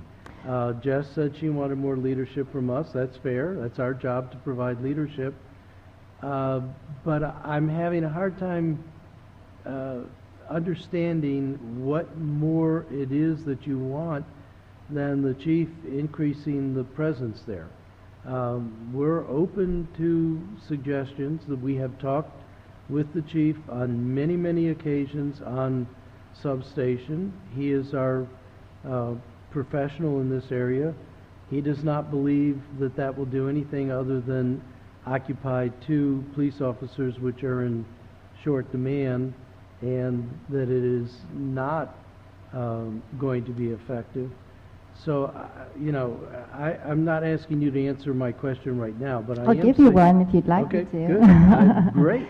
More than So I first can- off, I think the point made earlier, respectfully, I don't recall your name, but the lady said that nothing will be taken off the table. So I'd like to know that as a starting point, you're going to be open to all sorts of options, including considering a substation, whether the chief of police likes it or not, that it's actually an option. Secondly, I'd also like to say that when I say a plan, I don't think that that meeting that we had 2 weeks ago was in any way, shape or form organized or effective. It was a bun fight at best. I'm and sorry. it was a bun fight at best, and I think that if you consider what was brought to that meeting, a plan, then we've got bigger fish to fry, unfortunately, in our city, because that was nothing. That was not comprehensive, and I think it's insulting to the people that were there that you would consider that to be a comprehensive plan. And I would suggest that we end this discussion right now, and I'll take it offline with you. Thank you All right. very much. Thank you. Good enough. Thank you. That was the last person signed up to speak. If anybody else would like to, please come forward. Now is your opportunity.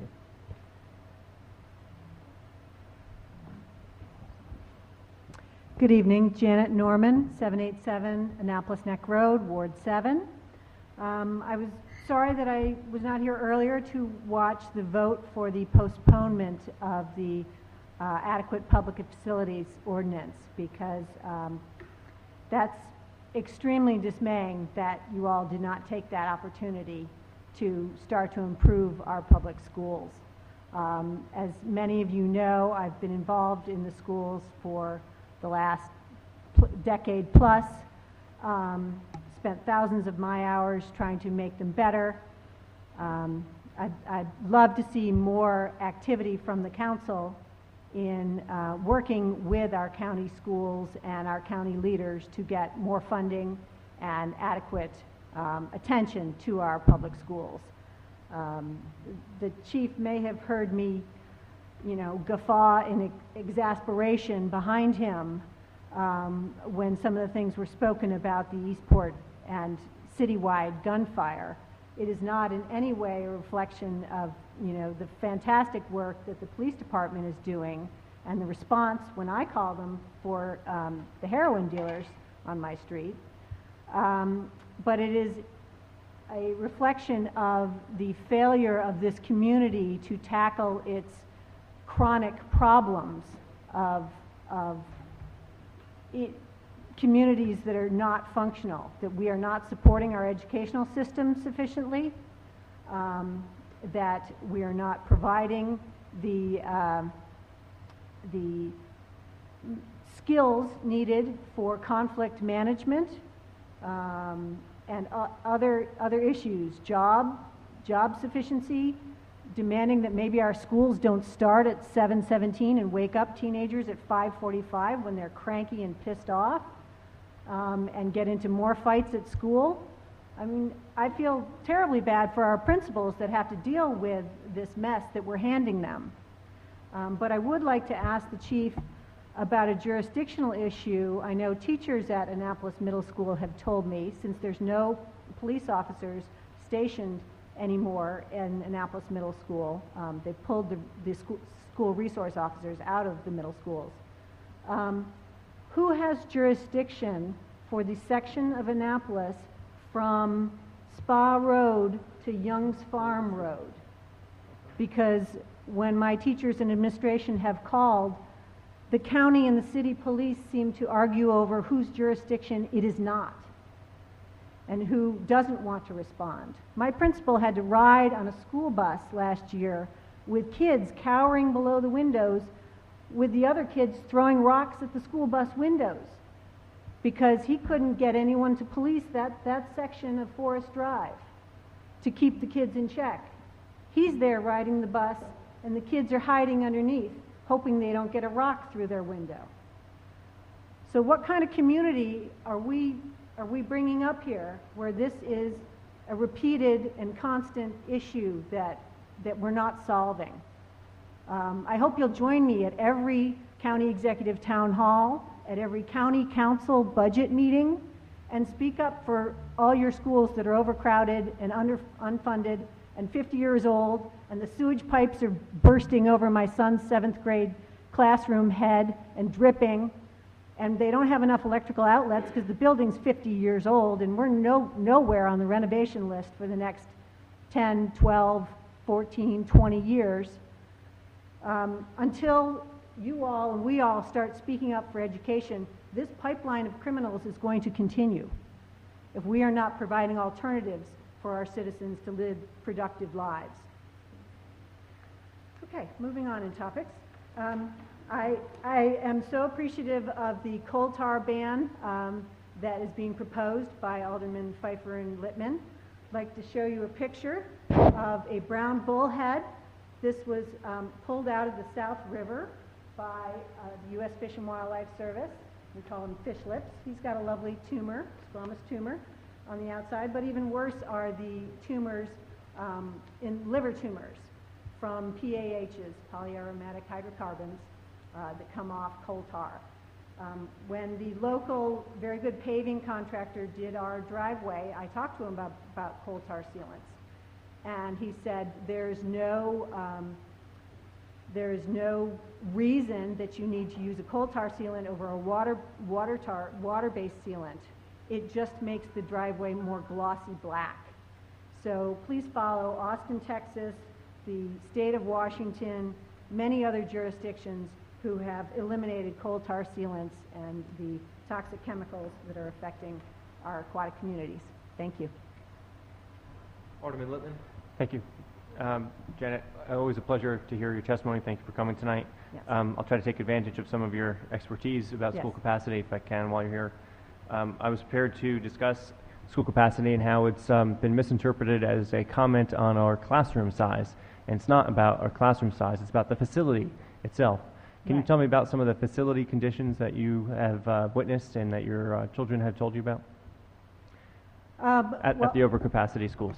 At the overcapacity schools. Well, I know that Tyler Heights, they're putting 600 children through a cafeteria that's designed back in 50 years ago, that was designed to hold so many people, and probably at those times the kids brought their own lunches.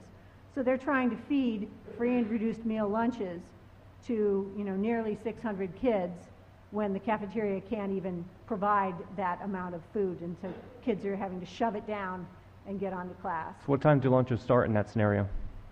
I do not know what time they start at Tyler Heights, but I know at Annapolis Middle School, where the other elementary schools use part of the facility. If you saw the capacity of Annapolis Middle School is listed as 1,400. That's because an entire elementary school is being housed on a rotating basis while other schools are being repaired. So my 7th grader is forced to eat lunch at 10:40 in the morning and then go for the next 4.5 to 5 hours with no food. He's grown a foot in the last 2 years. The kid is starving by the time school is ending. So 10:40 in the morning, no one is hungry for lunch because they just had breakfast. Do you know what time the lunch period ends for the last classroom that's getting lunch? I don't know. I think maybe it starts at 12:50 or so. So those kids have gone from 7 a.m. till 12:50 to get their lunch. Can you tell me about the interactions between the band and the gymnasium and food, and how do they all have separate areas so the band can practice in peace and so on? No, so at Hillsmere Elementary, where we attended, what's called cafetorium, the cafeteria and the band were separated by a curtain. So if you've ever been in an elementary school cafeteria, you know how loud it can, and there's no sound absorbing materials on the walls. You know how loud it can be when the kids finally get a chance to talk to each other. And meanwhile, music is attempting to be played to the correct tune, 3 feet away on the stage. Also in Hillsmere Elementary, the chorus students were jammed into like a former athletic storage unit. And so 35 kids were in there. They're in there elbow to elbow, and of course, they're going to fight when they're right next to each other. And so the chorus teacher has to spend his entire time disciplining people because no one's paying attention and they're just elbowing the person that's squished up next to them. Just the teachers used to try and feed the kids hot chocolate out in the trailers because it was so freaking cold that the kids were just freezing. And I said, I don't want my kid having hot chocolate every single day, It's just on and on examples. Have the schools have any active shooter drills at the school? How does that work with the trailers? Anytime that we had stranger danger where a weird person was sighted outside of Hillsmere Elementary. And so anytime there is a storm watch for a tornado watch or tornado warning or big storm or weird person sighted outside, everyone has to come out of the trailers into the locked building. So all 14 of the trailers at Tyler Heights, if there's a tornado storm warning coming through that day, like we've had multiple times, all 600 of them have to be jammed into the hallways and media rooms and of the entire school. So they are having an inferior educational experience. We talk about separate and unequal education. Well, it's happening here in Annapolis. Any problems with the school buses having room to line up to take the kids home or to drop them off with the additional kids? Well, when I brought to the attention of the former planning director that the school buses are on a 3-tiered system and they have to operate on a very tight schedule, and how would the school buses to get 1,000 kids out of Annapolis Middle be affected by Crystal Spring development, he said, well, the school system, that was not on my radar, was his exact quote. That getting 1,000 kids in and out of that school was not on his radar. And the number of buses that come out and the number of walkers and car pickups that have to get out, dismissed from that school. The development right across from him, because it wasn't his job to be concerned about schools at that time. When the kids are in the trailers and they need to go to the bathroom, is that an issue? Yes, because they can't go alone. A staff member has to go with them to wave them through the lock and get them in the door. Finally, they have an outdoor bathroom, but these are smaller kids. You can't wait to go to the bathroom without consequences. Right. And then it takes up multiple amount of time. It was taking up 10, 20 minutes of each day that they would shepherd everyone into the bathroom in one time, because that's when the teacher could come with the wand pass that unlocked the door. I know you're familiar with the numbers that affect and the projections for our school system. So a lot of our elementary schools are over capacity now. Is that projected to be solved in the next couple of years? Are we heading better or worse? Well, I think wonderfully so. Many of our community have discovered that the public schools provide many benefits, like the phenomenal music program at Annapolis Middle School and other things, and they're coming back from private schools into the public schools, as should be their right as tax-paying citizens of Annapolis. And yet, the class sizes and teacher we're growing and not getting any additional resources to accommodate that growth. It's not abating. Thank you for your comments tonight. Yeah, just one clarification, Alderman Lippman. Being based in a school, I know as far as drills are concerned, we're mandated to have certain ones: fire drill, active shooter, earthquake. So there's several different ones that we have to have throughout the school year that are based on different scenarios. Yes. Alderwoman Finlayson. Yes, thank you. I feel compelled to defend our public schools. And You know, I care As about. a retired educator, with Yes. 35 years in the system, And I'm currently in the system. having taught for 25 years in a high school, actually 33 years in a high school, most of the time we began at 7:17 in the morning. And for at least 12 of those years, I taught on a live cable channel that was aired on cable channel 19. Half of my class was at Annapolis High School, and the other half was at South River. So my students never got to miss my class, because if they were at home sick, they just puffed up their pillow and turned their TV to channel 19, and they could participate in my class. And during those years, I had extremely successful students, as well as the schools in which I taught. Now that's just my experience, and I'm one of thousands. Our school district has been ranked #1 in the state for no less than 4 years in a row, and I think maybe last year we came in second. Now, is there improvement that's needed? Absolutely. Has this problem occurred yesterday or the day before or last year? It has been accumulating over time, and this is not a question for you, Mrs. Norman, okay? But I do feel compelled because I feel like our school system is always under attack. You know, this body, the mayor has mentioned his collaboration with the school board, as well as with the county executive, as well as with the governor. So efforts are being made, and there is no neglect from our perspective. And I don't have a ton of children in the school system, but I am one of the biggest advocates of our school system in this room, and I would say in the city. And I have visited all 123 schools in Anne Arundel County Public School System. As president of the Teachers Union, I visited every single school, had lunch in every single school, met with staffs, met with students. In the city, I started a TV program called Our Annapolis Schools. And I only got to 9 of the 11 schools and allowed them an opportunity to be videoed any program they wanted so that they could highlight the wonderful things that are going on in their schools. And that went for several years until I ran out of time.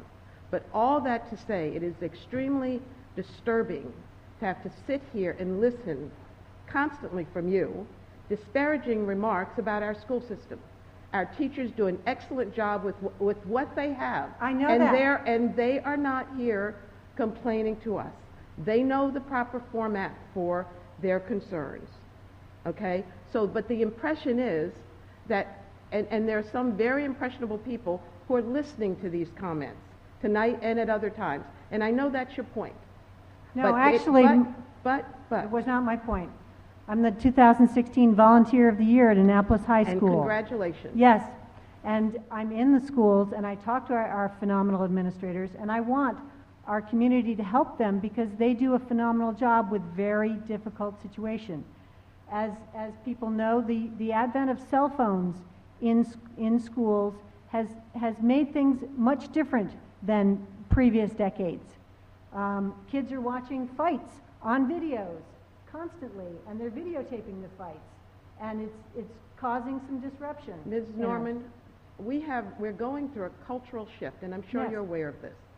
You're absolutely right. When I was teaching, kids could not have cell phones. Right. And then Columbine happened, and parents demanded that their children have cell phones so that they could keep constant contact, and they should. That's a total safety issue. But you touched on a few really serious issues that we should be addressing. Mm-hmm. There is poverty in this city, but we don't have a plan to address it. There isn't adequate housing in this city, affordable housing, workforce housing. Our police officers can't afford to live in the city of Annapolis. I know. We don't have jobs for people. We have people living under the Rao Boulevard Bridge. Mm-hmm. And we're sitting here as if, our problems are the only problems. Our problems are important, absolutely. But there are other folks that are living on the street who have greater problems. So are there things we should be addressing? Yes. And is this body making every attempt to address the litany of problems? Yes, we are. Thank you. Mm-hmm.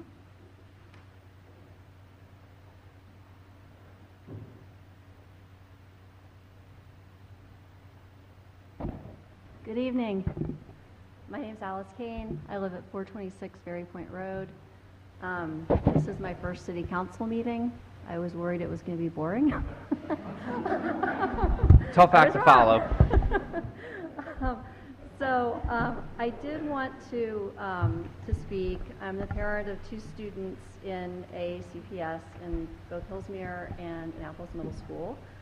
I've been in public education for 27 years, and I have been very happy with the quality of our public schools. I feel like my kids have gotten a great education for the 6 years we've been here, and that is mainly because the teachers and principals are so exceptional and dedicated. But even with exceptional educators, there are obstacles that are interfering with our school's ability to deliver the best possible education to some kids in our community. One of those obstacles is overcrowding. According to the Gazette this morning, we have 4 schools that collectively have 219 more students than they can hold. There are 2 things to keep in mind when looking at these numbers. First, some of them are outdated. For example, as of today, Hillsmere actually has 539 students, which is more than what was listed in the paper. But full capacity was reached some time ago when we hit 509 students. The second thing I think we need to keep in mind is that capacity is in some cases 38 students per class. I don't see that as an environment conducive to learning.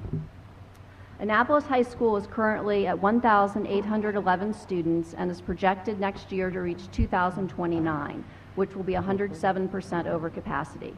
There are currently 8 portables in use. Tyler Heights, where I was today, is currently at 134% over capacity and is projected to grow to 153% over capacity before the problems are addressed using the most optimistic projections. Tyler Heights has 14 portables, a number that's grown over the past 10 years that they've been in use. At this point, Tyler Heights students are basically housed in 4 different facilities.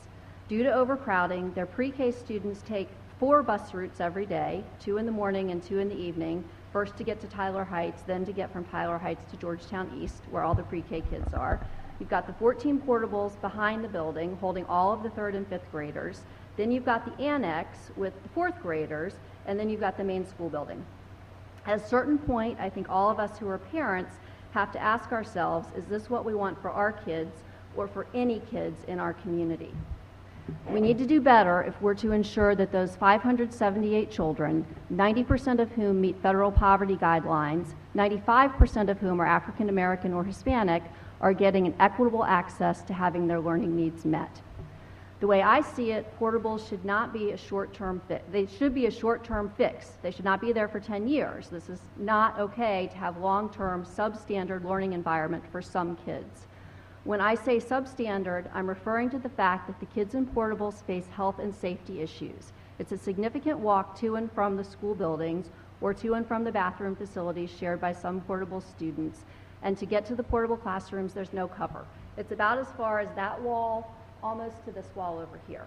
So if you're outside on a rainy day at Tyler Heights, you're drenched by the time you get to your classroom, or a snowy day.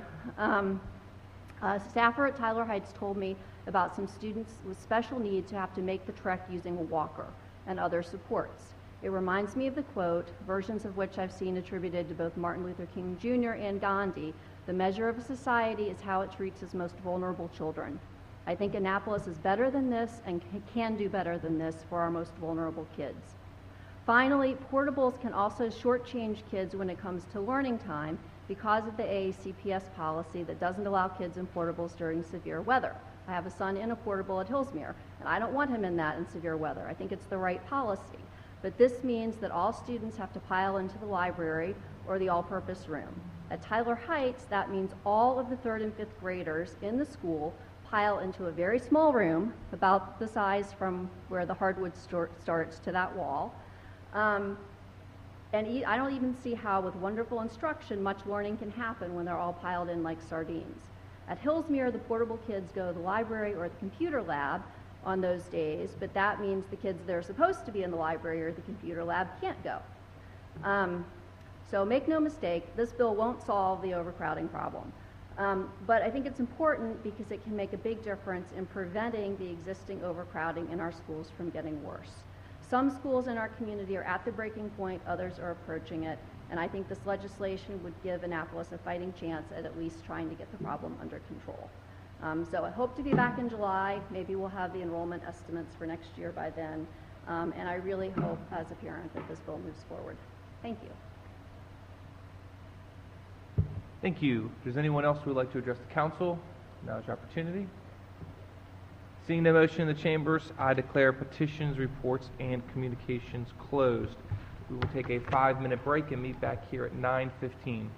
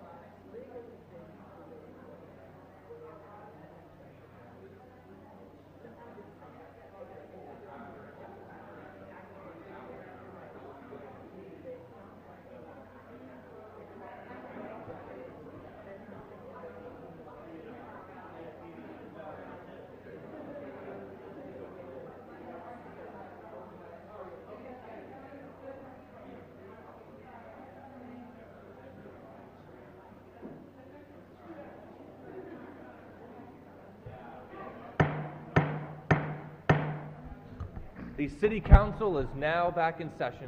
Mr. City Attorney, would you please present our next item? Mr. Mayor, the next item on the agenda is approval of the consent calendar.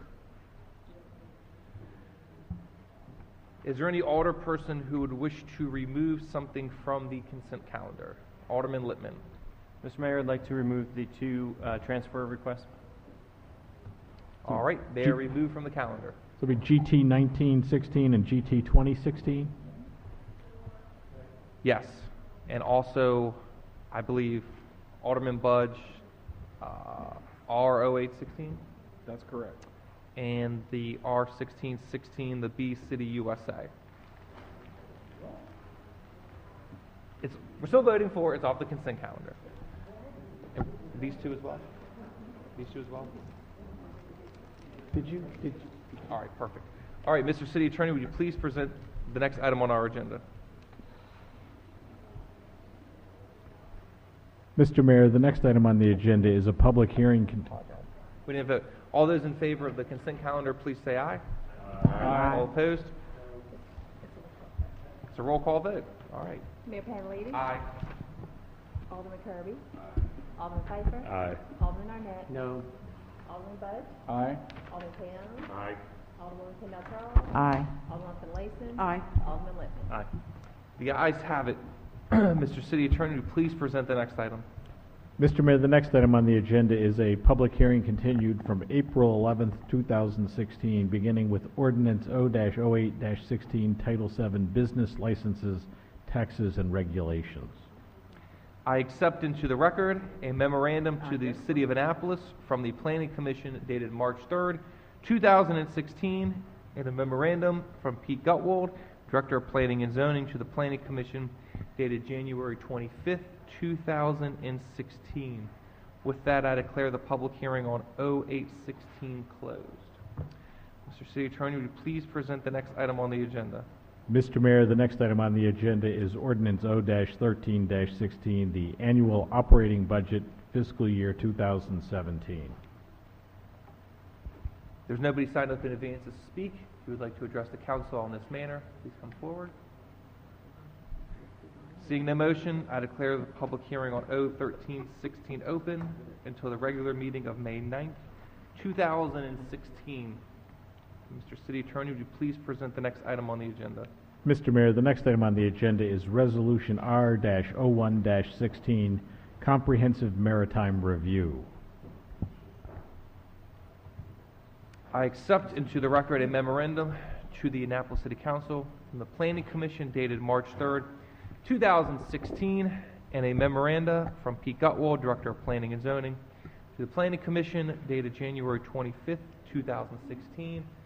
And with that, I declare the public hearing on R-01-16 closed. Mr. City Attorney, would you please present the next item? Mr. Mayor, the next item on the agenda is Resolution R-10-16, Position Classifications and Pay Plan. There was nobody signed up in advance to speak. If you'd like to address the council, now is your opportunity. Seeing no motion, I declare the public hearing open until May 9th, 2016. Mr. City Attorney, would you please present the next item on the agenda?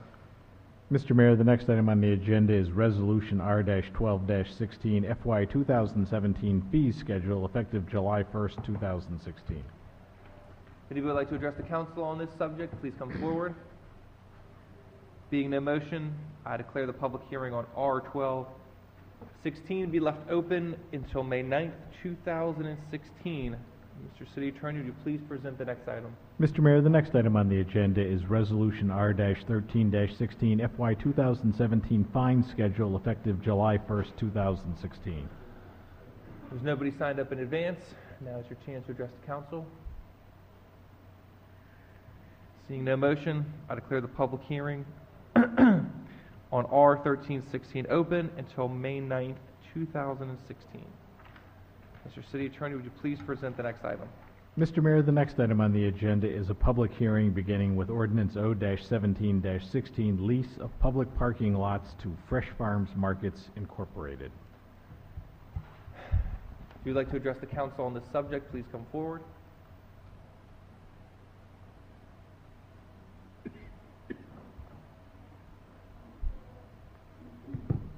Good evening, Mayor Panelides and respective council members.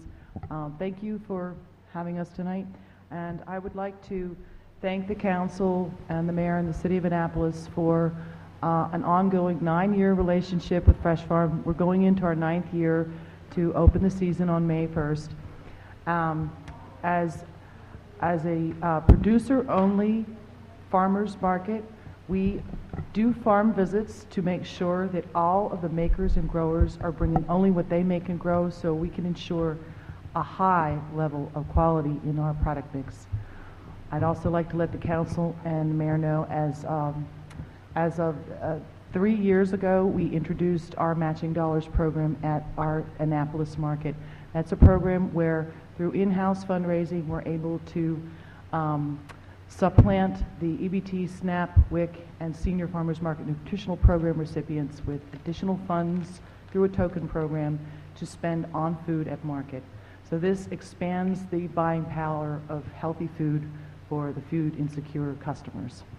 And I'd like to thank you all for a great 9 years and many years going forward. Thank you. Could you state your name and address for the record, please? Oh, yes. I am Tara Boyle, manager at Fresh Farm, and I live at 825 Chesapeake Avenue in Eastport, Annapolis. All right, thank you so much. Alderwoman Pendle Charles? Yes, Madam Clerk, would you please add me as a co-sponsor to that? Thank you very much. Thank you. I declare the public hearing on O-1716 closed. Mr. City Attorney, would you please present the next item? Mr. Mayor, the next item on the agenda is Ordinance O-18-16, Amendment Number 1 to the Eisenhower Golf Course Lease Agreement. Nobody was signed up in advance to speak. Now is your opportunity. There being no motion, I declare the public hearing on O-18-16 closed. Mr. City Attorney, would you please present the next item? Mr. Mayor, the next item on the agenda is legislative actions on second reader, beginning with Ordinance O-36-15, Adequate Public Facilities, which you had removed. So the next item after that, oops, I'm following the schedule. Mr. Mayor, the next item on the agenda, the next item, is Ordinance O-17-16, Lease of Public Parking Lots to Fresh Farms Markets, Inc. Is there a motion to adopt O-17-16 on second reader? So moved. Second. All in favor, please say aye. Aye. Aye. Is there a motion to adopt O-17-16 on third reader? So moved. Madam City Clerk, would you please call the roll? Yes, sir. Mayor Panelides? Aye. Alderman Kirby? Aye. Alderman Pfeiffer? Aye. Alderman Arnett? Aye. Alderman Buzz? Aye. Alderman Payon? Aye. Alderwoman Pendle Charles? Aye. Alderwoman Finlayson? Aye. Alderman Lippman? Aye. The ayes have it. Mr. City Attorney, would you please present the next item on the agenda? Mr. Mayor, the next item on the agenda is for the good of the order. What about the stuff that was kicked off consent? We're getting to that after this. It goes to the full agenda. Okay. A proposed motion to a date certain not to exceed 90 days pursuant to Section 2-16-090B regarding Resolution R-17-15 Personnel Rules and Regulations. Is there a motion to postpone R-17-15 on second reader to the special meeting on July 25th, 2016? So moved. Second. Is there any discussion? Could we just have a comment about what the situation is? Why? Yes, this is before Rules Committee, and when we got into it, it was the feeling of the committee that there needed to be a major reorganization. In the presentation, there were some things that were not in there that needed to be in there, and there were some clarifications of some of these policies that we still hadn't gotten. It was taken back by HR and the Office of Law, and they have been, amongst other fire drills, trying to put together a new package for us to review. So, and I, frankly, given the way things are going, would be surprised if we're ready in July either. But it has been a long time coming. This is actually the successor of a resolution from 2009 that never got through council when Sonny died, and was picked up again by the staff. So it's complicated but very important things. Does it need to wait until the reorganization is acted on? Is that part of the complication? No, I don't think the reorganization impinges on it. This is more about categories of disciplinary action, pay scales, doing performance appraisals, writing position descriptions. It's the nuts and bolts of personnel. Thank you. Being no other discussion, all in favor, please say aye. Aye. Aye. All opposed? The ayes have it. Mr. City Attorney, will you please present the next item?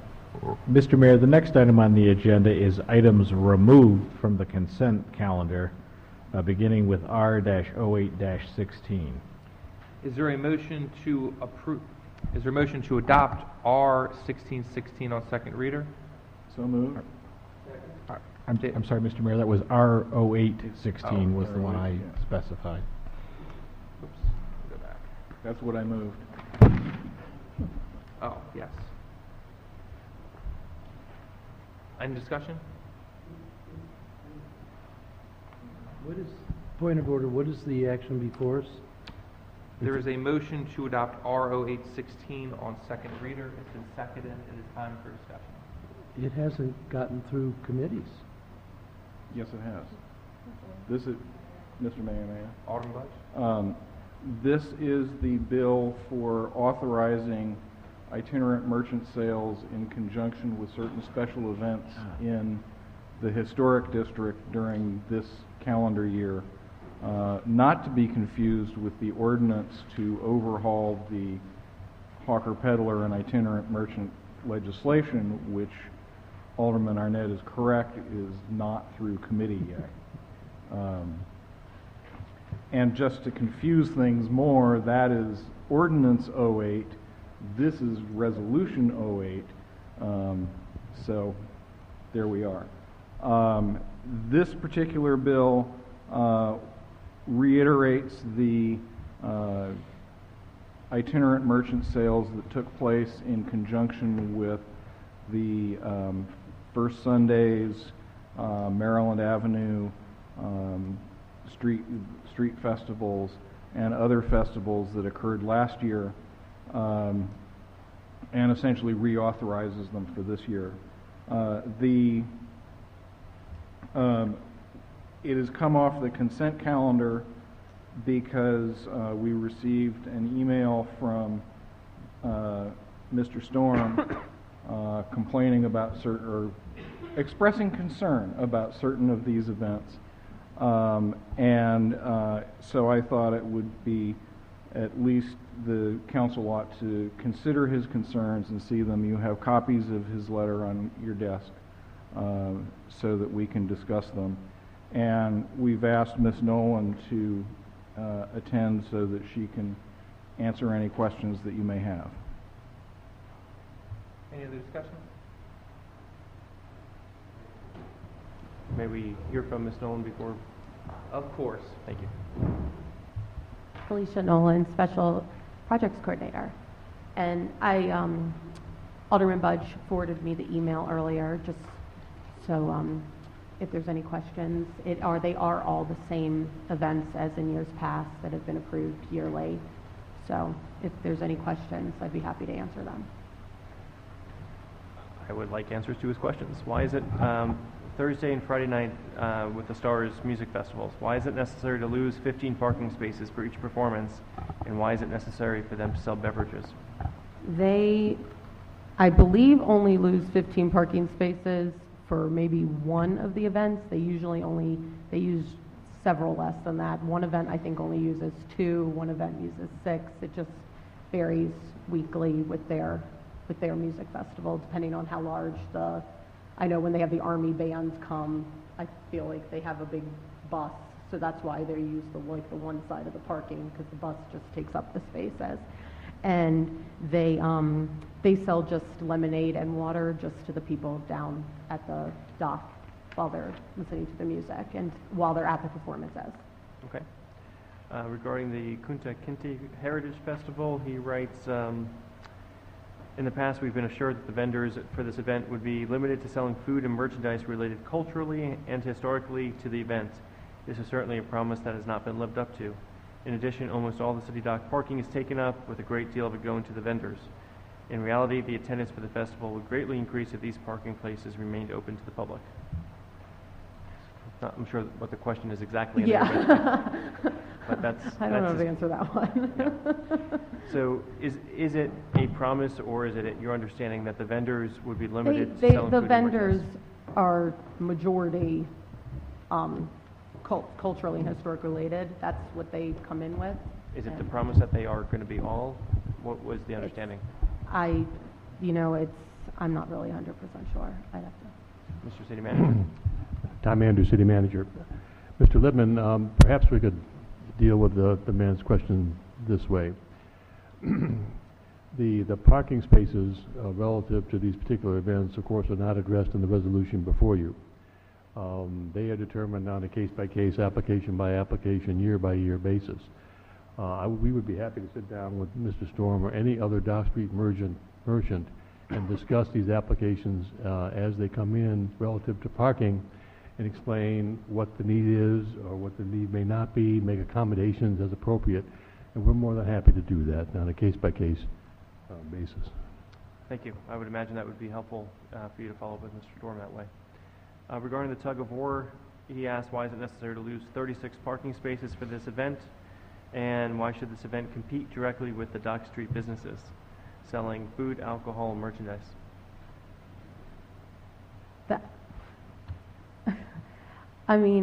They use the parking spaces for the year. This event has been going on for 30 plus years, and they use it. And for the, I'm not really sure how to answer that question from him. I think that's a question that's maybe unfair to ask Ms. Nolan that we have to answer to him ourselves. Alderman Arnett. Thank you, Mr. Mayor. I think there's 2 points. One, I agree we shouldn't have the tug. We should just declare Eastport victorious every year. Like the boat shows, the tug of war has become part of the spirit of the city. It began tongue-in-cheek, but I think a lot of people have a lot of fun. A lot of people come from out of town. I think the purpose of all of these things, irrespective of parking spaces, is to generate business and to brand the city. And there are carryover effects from these things. Hopefully, and I think it is the case, people come back to Annapolis and they find a parking space and they have an ice cream cone. So it isn't for just these specific things. It is for the overall ambiance and character of the city that we do these things. And I, for one, I understand that it impinges. Certainly the boat shows, we just finished one, huge impingement, but an important part of the psyche of the city and the branding of the city, and makes people say, hey, we went to Annapolis and had a great time, and we got to go back. We got to take the kids, or we got to bring our brothers and sisters, whatever it is.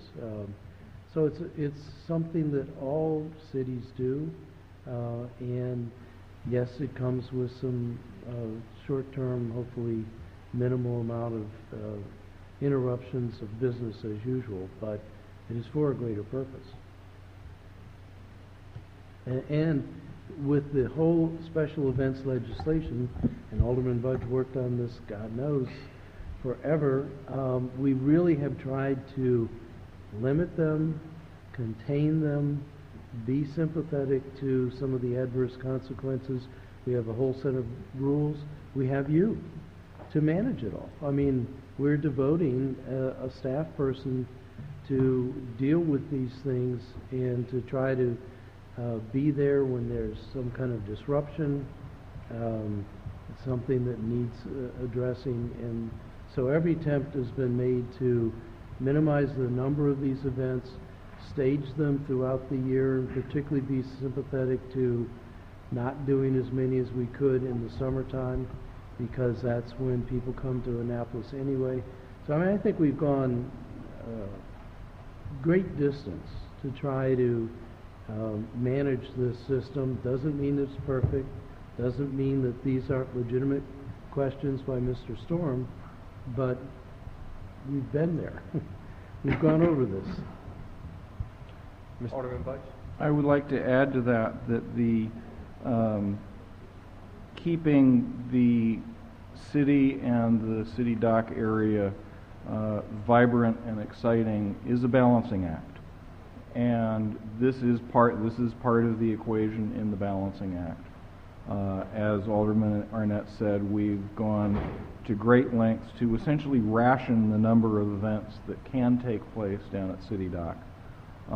The tug in particular, if I can be crass and do a little advertising here, epitomizes one of the provisions that I've built into the bigger bill on hawkers and peddlers, which is to permit hawkers and peddlers at special events that are organized by a local business association that's in the immediate vicinity of where the event is being held.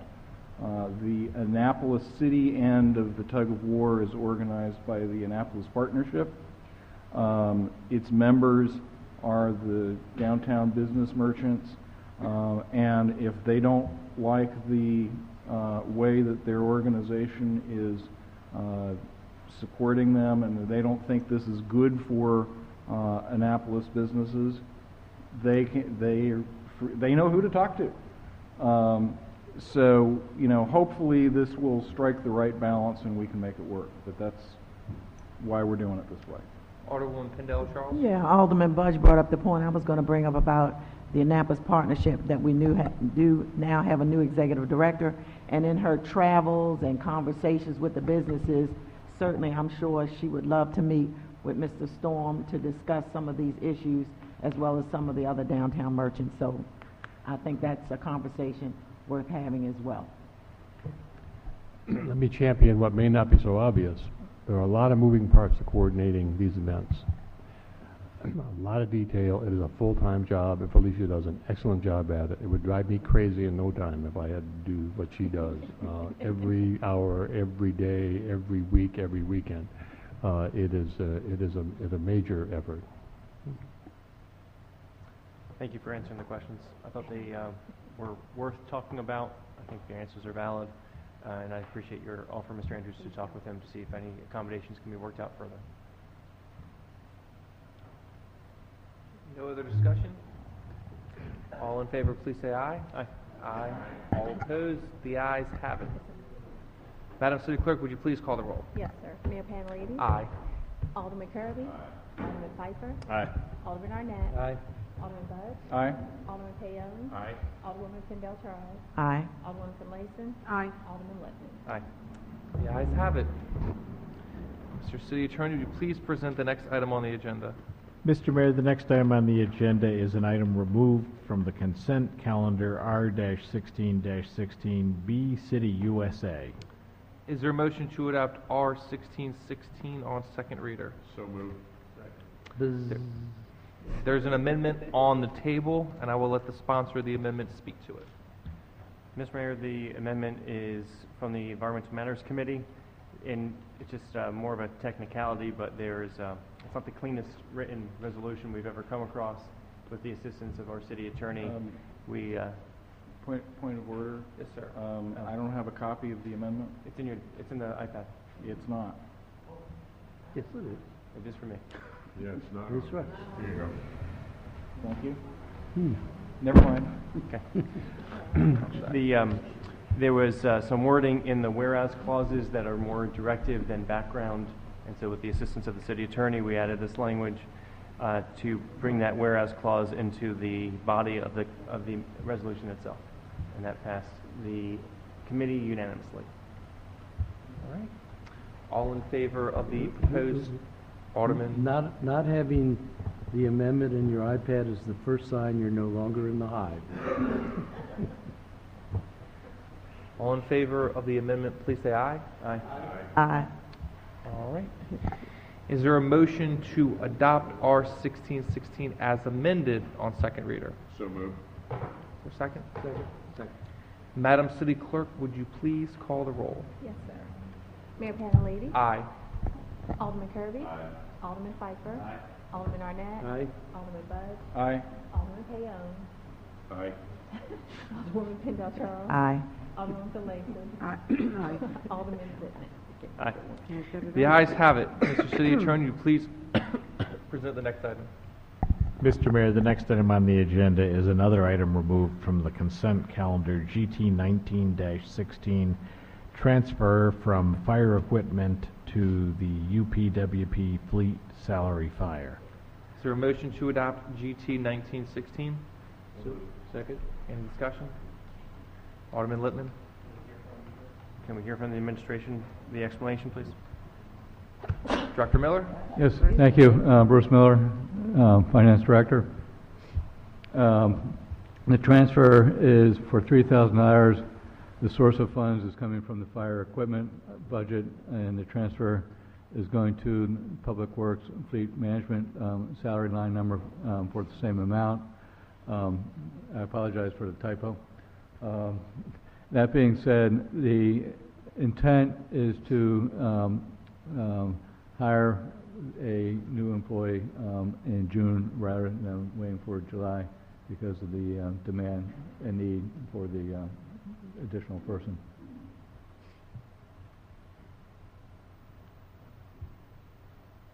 Yes, the Finance Committee considered this. I believe it was an employee who was retiring and hiring the person who would be the replacement and trying to have a 1 month overlap, so sort of moving their salaries over to do that. So we recommend in favor of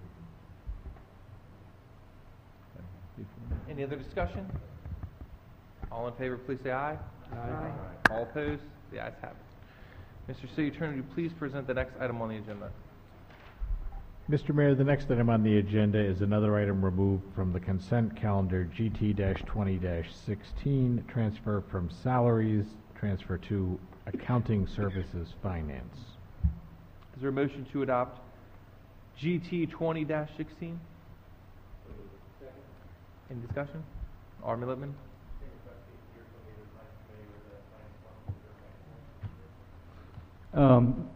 Thank you. The purpose of this transfer, as you may recall, we had a internal audit position. That position fell vacant.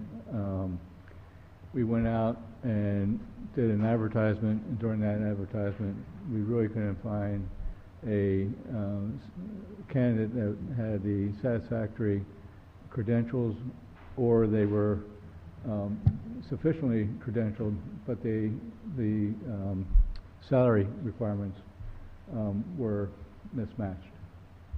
In discussion with the city's external auditor,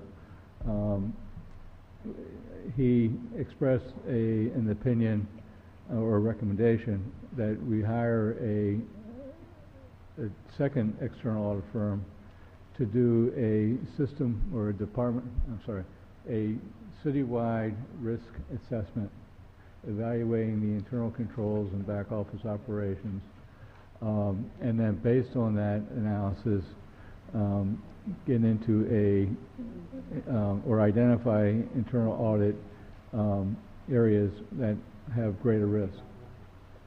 And because the audit firms have experienced auditors that know each of those functions, the quality of the review is improved, the timing of the reviews improved, and we get more return on the investment, so that overall the city is, I think, very importantly, taking the internal controls and evaluating the internal controls and making sure that it is managing to that, and doing it in a quality way. So this $55,000 is taking money from the salaries line number that it was originally earmarked for and moving that down to the professional services line number from which it will be paid from.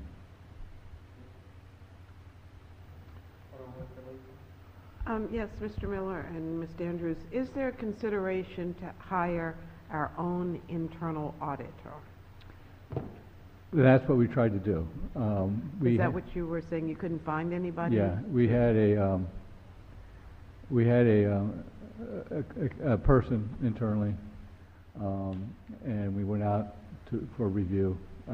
To hire, and we were not getting the resumes that fit.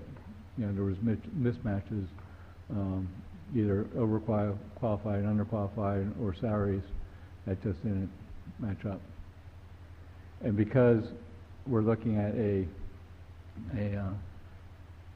municipal environment that has many activities to it, it's hard to find a person. A person could come in and review the back office operations of the accounting department, or they could come in and look at the IT area or specific areas, but it's hard to find somebody that has the experience of all the different activities, all the programs that we do. I guess what I'm thinking about is someone that's independent, like the county council has, like the Board of Ed has, that is not in the finance director's office, but is separate and apart from. Is that the type of position you were looking at? Yeah. Right now, that's a policy issue relative to, we've talked about having an internal audit committee or an audit committee,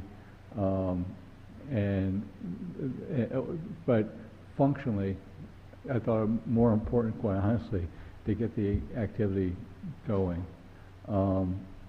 Because it's a third party, i.e. another external audit firm, there would be independence reporting. The whole report would be not directed to me, it would be directed to the administration. And then as we move forward, I think it does beg the question relative to how we want to structure a internal audit, not an internal audit, but an audit committee that has perspective citywide. We've talked about that on several occasions during finance committees, during fact committees. We might even discuss it during several city council meetings when we were going through the difficulties a few years ago about creating a audit committee. And that's the genesis from which the internal audit position was created.